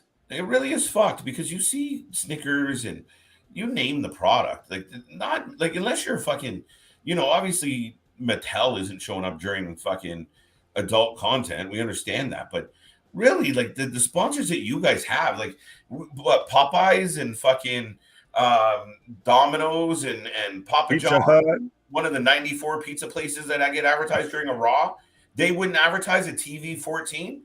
I'm pretty sure if we click the channel, the USA Network airs Animal Kingdom. I do believe that's correct. I believe so. Right, and that show's racy and it's got edge to it, and there's shooting and violence and blood and sex and not nudity, but scantily clad human beings getting together. Like, I mean, and they sponsor that shit. There's commercials for that shit. Right. Well, I believe it was CJ's point earlier, is that I honestly think Fox, out of the two broadcasting companies that show WWE, Fox would be the main one that would jump on being the more adult content first, especially with Simpsons, Family Guy. They had the UFC for a brief period. Like, they're known for having a bit more of the edgier content to an extent within restriction. So to see it going pretty much right now, at least, only to the USA Network, that's interesting. And that there's this, like you said, it got leaked out, and then, maybe I might have, I need to dot my T's and cross my I's here. Yeah. I mean, we really don't have a lot of different topics out here. I mean, we pretty much just got like AEW out. That's pretty much just all been in the news. We can easily talk about the $12 million Vince hush money scandal again. But I mean, what is there pretty much to say? We said everything we could say about it. Mm-hmm. There's new allegations. There's going to be plenty more coming out, unfortunately. So I mean, hey. Speaking of Vince McMahon allegations, I got Mickey James on the screen real quick, and she actually came out and she cracking jokes about, well, I guess that's why I didn't get a raise. And yeah. But I think that's kind of fits within her style. I mean, she was the one that put it out there about, her receiving her stuff from the locker room in trash bags. So she's one of those that she's going to be very vocal and very opinionated on stuff. Yeah, absolutely, for sure. And she's going to crack off wise. She's going to be funny. Yeah, she's not wrong. The only thing I can add to the Vince McMahon hush money stuff is it is something out of like a soap opera. Like, you don't really expect shit like this to be consistently happening in real life, where, like I said, the lady who was the paralegal got the job because she had law school on her resume and Vince was fucking her. Like, it was just told, like, here, put this lady in the legal department. Like that's Not insane. Vince was fucking her. I just love how this fucking podcast just turned TV 14 that quick. The whole damn podcast has been number 14, man. Oh, we've been unscripted this whole time. We are very much adult content. So yeah, if anybody that's under the age of 16 and here or 13 or whatever, yeah, put y'all damn earmuffs on. No apologies. Right, but yeah, man. I mean, it's just an outlandish story, and it's we're not done. And bye, Johnny Ace. If anybody was a Johnny Ace fan, which I'd be shocked to hear, we'd legitimately probably have seen the end of Johnny Ace. I can't believe, even if it comes back, that Vince is still the CEO, and I'm telling you right now, Johnny's done.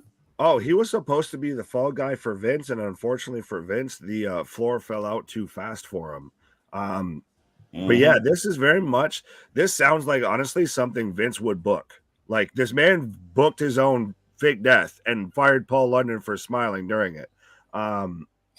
So it's so ridiculous. It would only happen with Vince McMahon. Quick dropper, right quick. Sasha Banks, or if you guys want to call her by her real name, Mercedes Varnado, is charging $30,000 per event that she comes to that's not wrestling. $30,000 just for a goddamn show, and I'm not wrestling. Are you paying that? Well, someone is. That's the point. Yeah, no, but if you're trying to draw and go with what's hot right now, I shouldn't say absolutely, but if you're ballsy enough, yeah. And then it's crazy. I got a small thing from Johnny Gargano. What? Johnny says he understands exactly why WWE changed its perspective, or it's changed in creative direction. Oh, okay. He says, I totally understand it. This is all quotation. I totally understand it. They went to a more strictly development program, which I totally get. They're building people up for the future, and they have a lot of great gyms there, and a lot of people that could turn out and hopefully become a superstar one day. He then goes on to say, I have unfinished business with the WWE. So are we in the line of a return from Gargano? It's quite possible. That man. If there's one out of that couple that would, it's going to be him versus Candace. Well, and he'll get more than Candace will. Yes. They could bring him back and give him. He could be, Johnny Wrestling could easily be the next Yes Movement if done properly. Yeah, but that's the only gamble is, could they actually do it, and would they actually stay with it? Because that's one of those, if you hop on, you have to stay on. That's not you hop on and then you get off, 2 stops down the road. Yep. And then Natalya has major heat with WWE writers and producers due to her apparent backstage behavior. Really? They said that as a courtesy, so they're talking about TJ Wilson. I don't know. What's her husband name? TJ. Tyson Kidd. Tyson Kidd. Okay, cool. So they're saying as a courtesy and see if he can get involved since she's being unprofessional. So they're trying to get TJ Wilson to see what's going on. So her whole argument is this. This is what she said. She says that this is out of quotation. We are being told that Natalya was complaining that she gets her role and understands what's needed, but she's being treated like a jobber, as she should. She just no-sold the whole thing with Liv to where people were calling that like Austin Aries, where she took Liv's finisher and then popped up, yelled at her, and rolled right out of the ring. I could see her wanting out. Wanting out, shit. Who the hell is going to sign her though? She's AEW. She fucking. If she gets signed to AEW, she would not be. Think about it. AEW just did the Owen Hart tournament. If you sign Natalya Neidhart, fresh out of WWE, who she would probably honestly still be about that same role, maybe sniff the title a bit more in AEW, but to just be a steady hand and be a technical wrestler, and you have that Heart Foundation tie-in that they already are desperately wanting and already kind of have. Begging for. Absolutely. Yeah, I mean, it's hard to think that somebody wouldn't. It's just unfortunately, it all depends on how you use her, right? Like, well, she comes out and she's I think it's one of those that she's where she should be.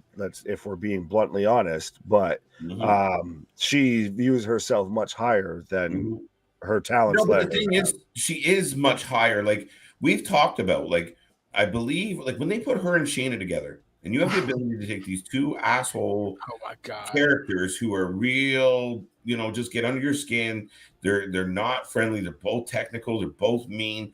But if you do it right, they can go on a tag title run, no problem. Nobody's taking the belts from those two. Then they can turn on each other and fight. I mean, there's a place for Natty. You shouldn't give her the microphone. It's pretty awful. But realistically, as far as experience goes, like, I mean, you bring her in the fold at something like AEW, then you have that opportunity to literally have somebody oversee, train, and be there. I don't know. And then let's go ahead and talk about Dynamite right quick. And I got one topic for you. So apparently Fyter Fest Night 1 dropped viewership. We're looking at the July 13th one. I guess they just had like 942,000. I don't know how they dropped. I'm not for sure what the. I think they had 1 million. Oh shit! Yeah, yeah, they dropped. Okay, so they just had 1.023 million viewers for Blood and Guts, which I think everybody would expect that. And then for just Fyter Fest Week 1, we had 942,000 people. Yeah. So I think that it's more expected. And then moving over to this topic for you, I know you want to talk about, but I'm keeping the AEW thing going on. Nice. Young Bucks, they dropped the titles. Blew my mind. Matt Jackson is actually injured. Is he got a stinger during the match? Yeah. Oh, so I don't know. I don't know what the hell that means, but that means that he got a boo-boo. Yeah, no, what I think happened here is the fans all chanted the Young Bucks out of the ring. They gave their belts up, and now they're going home for a little while, and they're pouting. Right. That's what I feel honestly happened. Nobody wants to play with me. I really think it shook I honestly think it was a shock to them to stand in an AEW event and have a crowd chant for another tag team that wasn't even involved in the scenario. For the team that you've been trying to bury most of your career. Wait. They were chanting for who? FTR. Oh, okay. Gotcha. So somebody, I'm happy I brought that up. It's a comment in here. I don't know where it's at, but they said that the Bucks has dropped the title so they can face. Here you go, right here. Valdez. They dropped the titles to book themselves in the FTR versus the Briscoes match. There's no way that's accurate. I'll be upset. Yeah, that's them ultimately trying to steal shine. Right. You don't need to mess with that match. That's honestly, we need a trilogy out of FTR versus the Briscoes. You think Nick got mad about OC? I honestly think they should just go away for a little bit. Yeah. Take a break because you're stale as fuck. Talk about it, regroup, spend some time talking to guys like William Regal, Bryan Danielson. Come back when Kenny comes back. Right? And then come back with Kenny. But all three of them, and listen, I'm going to say it straight out. I have no time for Kenny Omega. I don't care if he comes back. I'm not excited for him to come back. I just don't. I don't care. Everything this guy does just does not register with me at all. Damn. I don't like him as a champion. You don't like a single match that he's had? I'm saying he's had some good matches, but some good matches. That's your thought on Kenny Omega's. That's it. Had some good matches. Overrated. I think he doesn't. I don't think he's as good as he is when he talks. Even when he's just talking, it's like, why are you talking that way? Like, why are you pausing? Like, where are you going with this? He sounds like he's whining and complaining all the time. Even in his post match interviews, like even in New Japan, everything sounds like he's about to cry when he's trying to explain himself. Like, I just really, y'all had a really good match. And half the time he's gassed because he just had the fucking match 10 minutes ago. The matches are over. I think he talks very much in that. He does talk a bit in that anime style of like, no. But no, if your view of Kenny Omega is he's had some good matches and that's the best thing you can say about him, I have nothing to try and sway your mind because No, you're I already don't gone. care for him. I don't think he was a good champion. The best part of him being champion was Don Callis. He wasn't a good AEW champion. His title run was boring as shit. The belt collector. Oh, that was fucking garbage. Oh, okay, so who was the better AEW champion right now than Basically, if he wasn't Kenny Omega, he wouldn't have had any who of was those. who was a better AEW champion right now than Chris Jericho? Chris Jericho. Fuck out of here. Chris Jericho. I would say Jericho or the Moxley. Moxley runs sucks too. Moxley is the closest you could get to debatable. I think AEW's had I think AEW's had trouble marqueing their heavyweight champion. I don't see why you don't say that Jericho was one. I mean, if you think about it, bro, they really booked that match, the match that he had with. Oh, wait, did Jericho face Omega for the belt, right? Or was that Hangman he fought? Hangman. Oh fuck! So Jericho and Omega, they didn't fight for the belt at all. They fought before, but not for the belt. Mm-hmm. Gotcha. Okay, well, never mind. That just eradicates everything. I swear, when AEW first started, I thought Paige and Omega were the same person at first. Mm-hmm. I'm not gonna lie. To me, though, is with Omega, you instantly go to him for like the dream matches. Like you go to him for dream matches. What dream matches? Him versus Ospreay. Him versus Jay White. I don't even think Will Ospreay cares about fighting Kenny Omega. No, he's talking about in the fan perspective. From the fan perspective, Omega is. I'd rather see 20 other guys before Omega fight Ospreay. Literally, Jay White's whole character right now goes off of the fact that he beat Kenny Omega. Way better. Jay White, but his whole character goes off of the fact that he beat Kenny Omega. So you can't tell me that Kenny Omega doesn't matter if someone built their whole character off the fact that he beat them. So if Omega is the alpha male, he's not an alpha at all. That's your opinion, though. But I'm talking, and I'm saying this for everybody, has everybody perspective as if he is quote unquote the GOAT of wrestling, the best there ever is, the best there ever will be. What the hell is Okada? Because when Okada came, everybody lost their heads. If he is quote unquote the best person, what the fuck is Kenny Omega to Okada? That's a tough one, right? That's your Rocky Apollo Creed. That's what that is. Who the fuck? Oh my god, that's like fucking Rocky Apollo Creed. Are you fucking kidding me? Who are them? Who the fuck are them? But right? I mean, the reason I bring them up, second and third guy that Rocky beat in the movie. Right, but no, wait, hold on. Did you just say Omega's like the third guy he beat in the movie? I don't fucking know. You pick. No. Omega's overrated. If Dave Meltzer wasn't blowing him, nobody would give a shit about Kenny Omega. Bullshit. Damn. Right? Guy fucking writing about him. 7 stars. The matches, they don't sell shit. There's nothing behind You're telling me you could watch him versus Okada like 3. That's a good match. I can't even argue. That's a good match. That doesn't mean he's a good wrestler. That was a good match. What? Everyone goes to the Okada match. Oh, Kenny's awesome. Did you see Okada? Because he had 3 amazing matches with him. Hey, you want to bring up some more? Him with Daniel Bryan. There's one right there.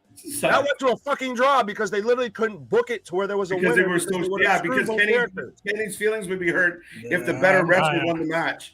I ain't gonna lie, Cage. I have to agree with you. I hated that they ended that shit in a draw. That was the dumbest shit ever. It was stupid as hell. What do you mean? They should have had a winner. Didn't they have 2 matches that came to a draw or some shit like that? That was dumb. Oh, one. Yeah, he had another draw with Paige. That shit was dumb. No, you good. No, I literally did mean to say he had 2 draws with Daniel, but I'm happy Cage came in and helped me out. But no, I'm just saying the draws are dumb. I don't understand. It's like you have a draw, and then you come back again, and you just let the fucker win. No, it's only, to me, it's only dumb because we haven't seen it in so long in wrestling that it actually when's the last time you saw someone actually go to a draw? That they're both that talented that one can't beat the other. They're not that. Only one of them is that talented. You're gonna tell me that Kenny Omega and Daniel Bryan aren't talented? Daniel Bryan That's literally what you're about to say right now. Carried that man like a fucking backpack. You look like fucking Dora the Explorer ready to go for a fucking hike with Kenny on his back. Oh, brother. Damn mine. The best part. Say you done lost your damn mind. Kenny Omega is overrated. The Young Bucks, I hope they go home and stay home for about 5-6 months and stay out of it. Again, if listen, and I'm not saying listen. I can list off 2-3 really good Young Buck matches. Wait. That's all they are. They're like spots, and you're like, okay, that was great. They're like the equivalent of a fucking firework. Oh, okay. So so Okada versus Jericho, that made a big spark. And I'm gonna use that match because I can't use this other match. So Jericho and Omega match, that whole little booking that they had, was that something that you guys were invested in? I was, and I wanted Omega to win, clearly. No, I'm just saying, was you invested when you first heard about it? When it was happening, when it was the they did the whole Alpha versus Omega thing, absolutely, I was invested in that. So were you invested in the other big match that WWE hosted at WrestleMania, Styles and Shinsuke Nakamura? Yes, absolutely. Which one of those matches, and this is more towards KJ, which of those matches were you more invested in? What was the first one? Omega Jericho. Omega Jericho or Styles and Nakamura. Which match were you way much more invested in? Invested in? Shit, that's a bad example because I didn't care about the other one either. I had to use those because they're both on the same level. When it, I can't say. CEEJAY just put Kenny. Not at the top. He's at that level. No, it's not. It's not Kenny though. It's not Kenny. It's his opponent. It's Jericho. Because I could have easily said Omega and Okada, and that shit would have just took off. So that's why I said Omega and Jericho versus Bigfoot footage. Yeah. So. Yeah, just like who match do you think you were more invested in? Because I personally wanted to see more of Omega and Jericho. That was my first time ever seeing Omega even fight. I will agree with that, to be honest, which I mean doesn't help what I'm saying. I used to be, I was a WWE mark. I'm actually on the opposite end of this, because I had seen Omega for a bit, because I guess I followed more New Japan at the time and everything. That I was more interested in to see AJ Styles versus Nakamura based on the potential of their Wrestle Kingdom match. Right. Well, yeah, fair enough. Yep. So that's I don't know. That's one thing I will give AEW though. They did help me branch out. Yes. So that's one thing that they did do. They did help me branch out. That's it. And yeah, that's all. No, but I mean, we've seen those matches, and I know what we did, and I think everyone talks about to me, it's the guys that were like really good athletes in high school, and for the rest of their lives, you got to hear about that time they got a touchdown in high school, or they hit a home run in high school baseball, and then what happened was the real professionals showed up, and they're not nearly as good. There's a list of guys and more guys out there if they showed up that just are just pales in comparison. Yeah, that's why the WWE was bending over backwards and trying to give him everything that they could to sign him. AEW, and they would have buried him because he doesn't fit WWE. So they would have just signed him and then just pissed away. Like, why? Because they've never done that. They've done that fucking time and time again. Ask the Good Brothers. I was gonna say, I mean, you got a halfway decent argument with Vince has paid more for hush money than he did pay for WCW, so you got a halfway decent argument. That's it, right? But if you Omega technically was in WWE for like 10 years, though. That's a bullshit out. He looking at his Wikipedia, they got him as in the independent circuit in WWE from 2001 to 2011. That's what they got him listed as in right now. But technically, I guess he was only there from like 01 to. He was there for a cup of coffee. That's it. Yeah, no, I mean, I just think he's overhyped, man. And I like. Let me rephrase. Who do you think is better than him? Daniel Bryan, Moxley. Some nights, most nights. You don't think they get put close to the same level?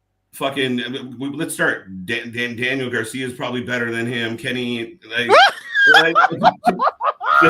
get him. I love it. No, boy, I would have said Luchasaurus. Cesaro's a better wrestler than him. Fucking Marco Stunt, Orange Cassidy, fucking. Oh my god! No. I'm gonna get hate mail. Guys, no! Kenny sucks. Man. No, I didn't honestly mean that. There are better wrestlers. Daniel Bryan's a better wrestler. I think he's middle of the pack as far as the table in a wrestling match. So there's a lot of main event guys. AJ Styles is a better wrestler than Kenny Omega. Always has been, always will be. I would give you that one, honestly. Thank you. I'll take What that. about who's better, Osprey or Omega? Right now or overall? It doesn't even matter overall. Overall, you're splitting hairs. Right now, Osprey. That's a tough one. But why do you say right now? Are you saying because Osprey's Omega's better. injured? Osprey's gotten much more momentum, and he's now. I think he's hitting the prime. Like overall, hit his prime when he was having matches with Okada. Yeah. When he was going through that whole year-long plus storyline in New Japan with Okada for the threequel. Osprey's there now. In that prime of just he's hot, he can do anything. Like he had the match of the night at Forbidden Door with Orange Cassidy. He turned me into not hating Orange Cassidy to he's at least mad with me. Orange Cassidy did. Give him some credit. Yeah, he was there. Okay. Who do you think will win a match? This is gonna be my last topic for you. Who do you think can win a match? We should do this at the end of every show. Osprey or Dolph Ziggler? Right now, are you saying if those two had a match right now, who would win? Mm-hmm. Osprey in under 3 minutes. No, so you don't think think, they're always long. I think they would have them an instant classic match easily. They could have a wicked match. Dolph Ziggler if we're gonna book it, like if we're trying Dolph's to better than Kenny. Yeah, if we're going with how they're presented and everything. Fuck, I'd take Dolph against Osprey before I take Kenny versus Osprey. Better match for sure. No jazz hands. No jazz hands during the match. Oh, brother. So I already walked off once. Y'all about to have me walk off a second time. So you guys, we've just debated the hell out of Kenny Omega. We debated his whole fucking We're master career. Debaters. Hey, no, I'm not. I don't know what the hell you just said, but but yeah, I mean, we got some good debates out tonight. Omega, that made Nick walk the hell away. Yeah, that kind of pissed me off. You know, like remember when I walked away on Raw, right? No, I'm sorry. No, when I walked away on Money in the Bank, the Theory one. That's what Nick just felt. Walk the hell away, come back and rethink. Like, what the hell did I just see? Before I even loaded it up and said it, I was waiting. I was like, he might punch the camera. This is not good. Something about to get broke. Hey, man, I almost uppercutted my computer at work today, but damn. Oh, bro. Well, this is the Let's Rumble podcast. 7 damn days, 7 holy days, 7 godly days with the Iron Man KJ with Big D Nick and sometimes CJ Brand. We go live. We go live. We will be back tomorrow. Well, they'll be back tomorrow for SmackDown and a little bit of Rampage, which I can tell you how the spoilers right now on Rampage right now, but we ain't gonna do it. We want you guys to tune in. We just want y'all to tune in tomorrow for sure for SmackDown and also Rampage. Let's see what we're gonna have tomorrow. We don't know what the hell is gonna happen. Maybe we'll see Roman Reigns come back tomorrow. Maybe we'll see Vince McMahon come out and do a damn drop kick to John Cena in the ring. Who the hell knows what's gonna happen on SmackDown? But if you guys do tune in with us here, 7 p.m. Central Standard Time, 8 p.m. Eastern Time, hey, maybe. Did he freeze? Bro, that was so good. Bro, I am a robot. All right, KJ, go ahead and do us the honors. Let's go ahead and wrap this up. All right, big. I almost called you Big CJ and Nick Brand. So no, we're good. This guy. Land this plane. No, as always, it's a ball here, folks. Like CJ said earlier, 400 subscribers. It doesn't stop. We are just getting started. Thank you. Like, subscribe, share. Don't forget, this will be out in other places eventually. We're working on it. But beyond that, ladies and gentlemen, that is Big Nick. That is CJ Brand. I am KJ White. And until tomorrow, Doubleheader Friday, we will see you on the flip side. Bye-bye.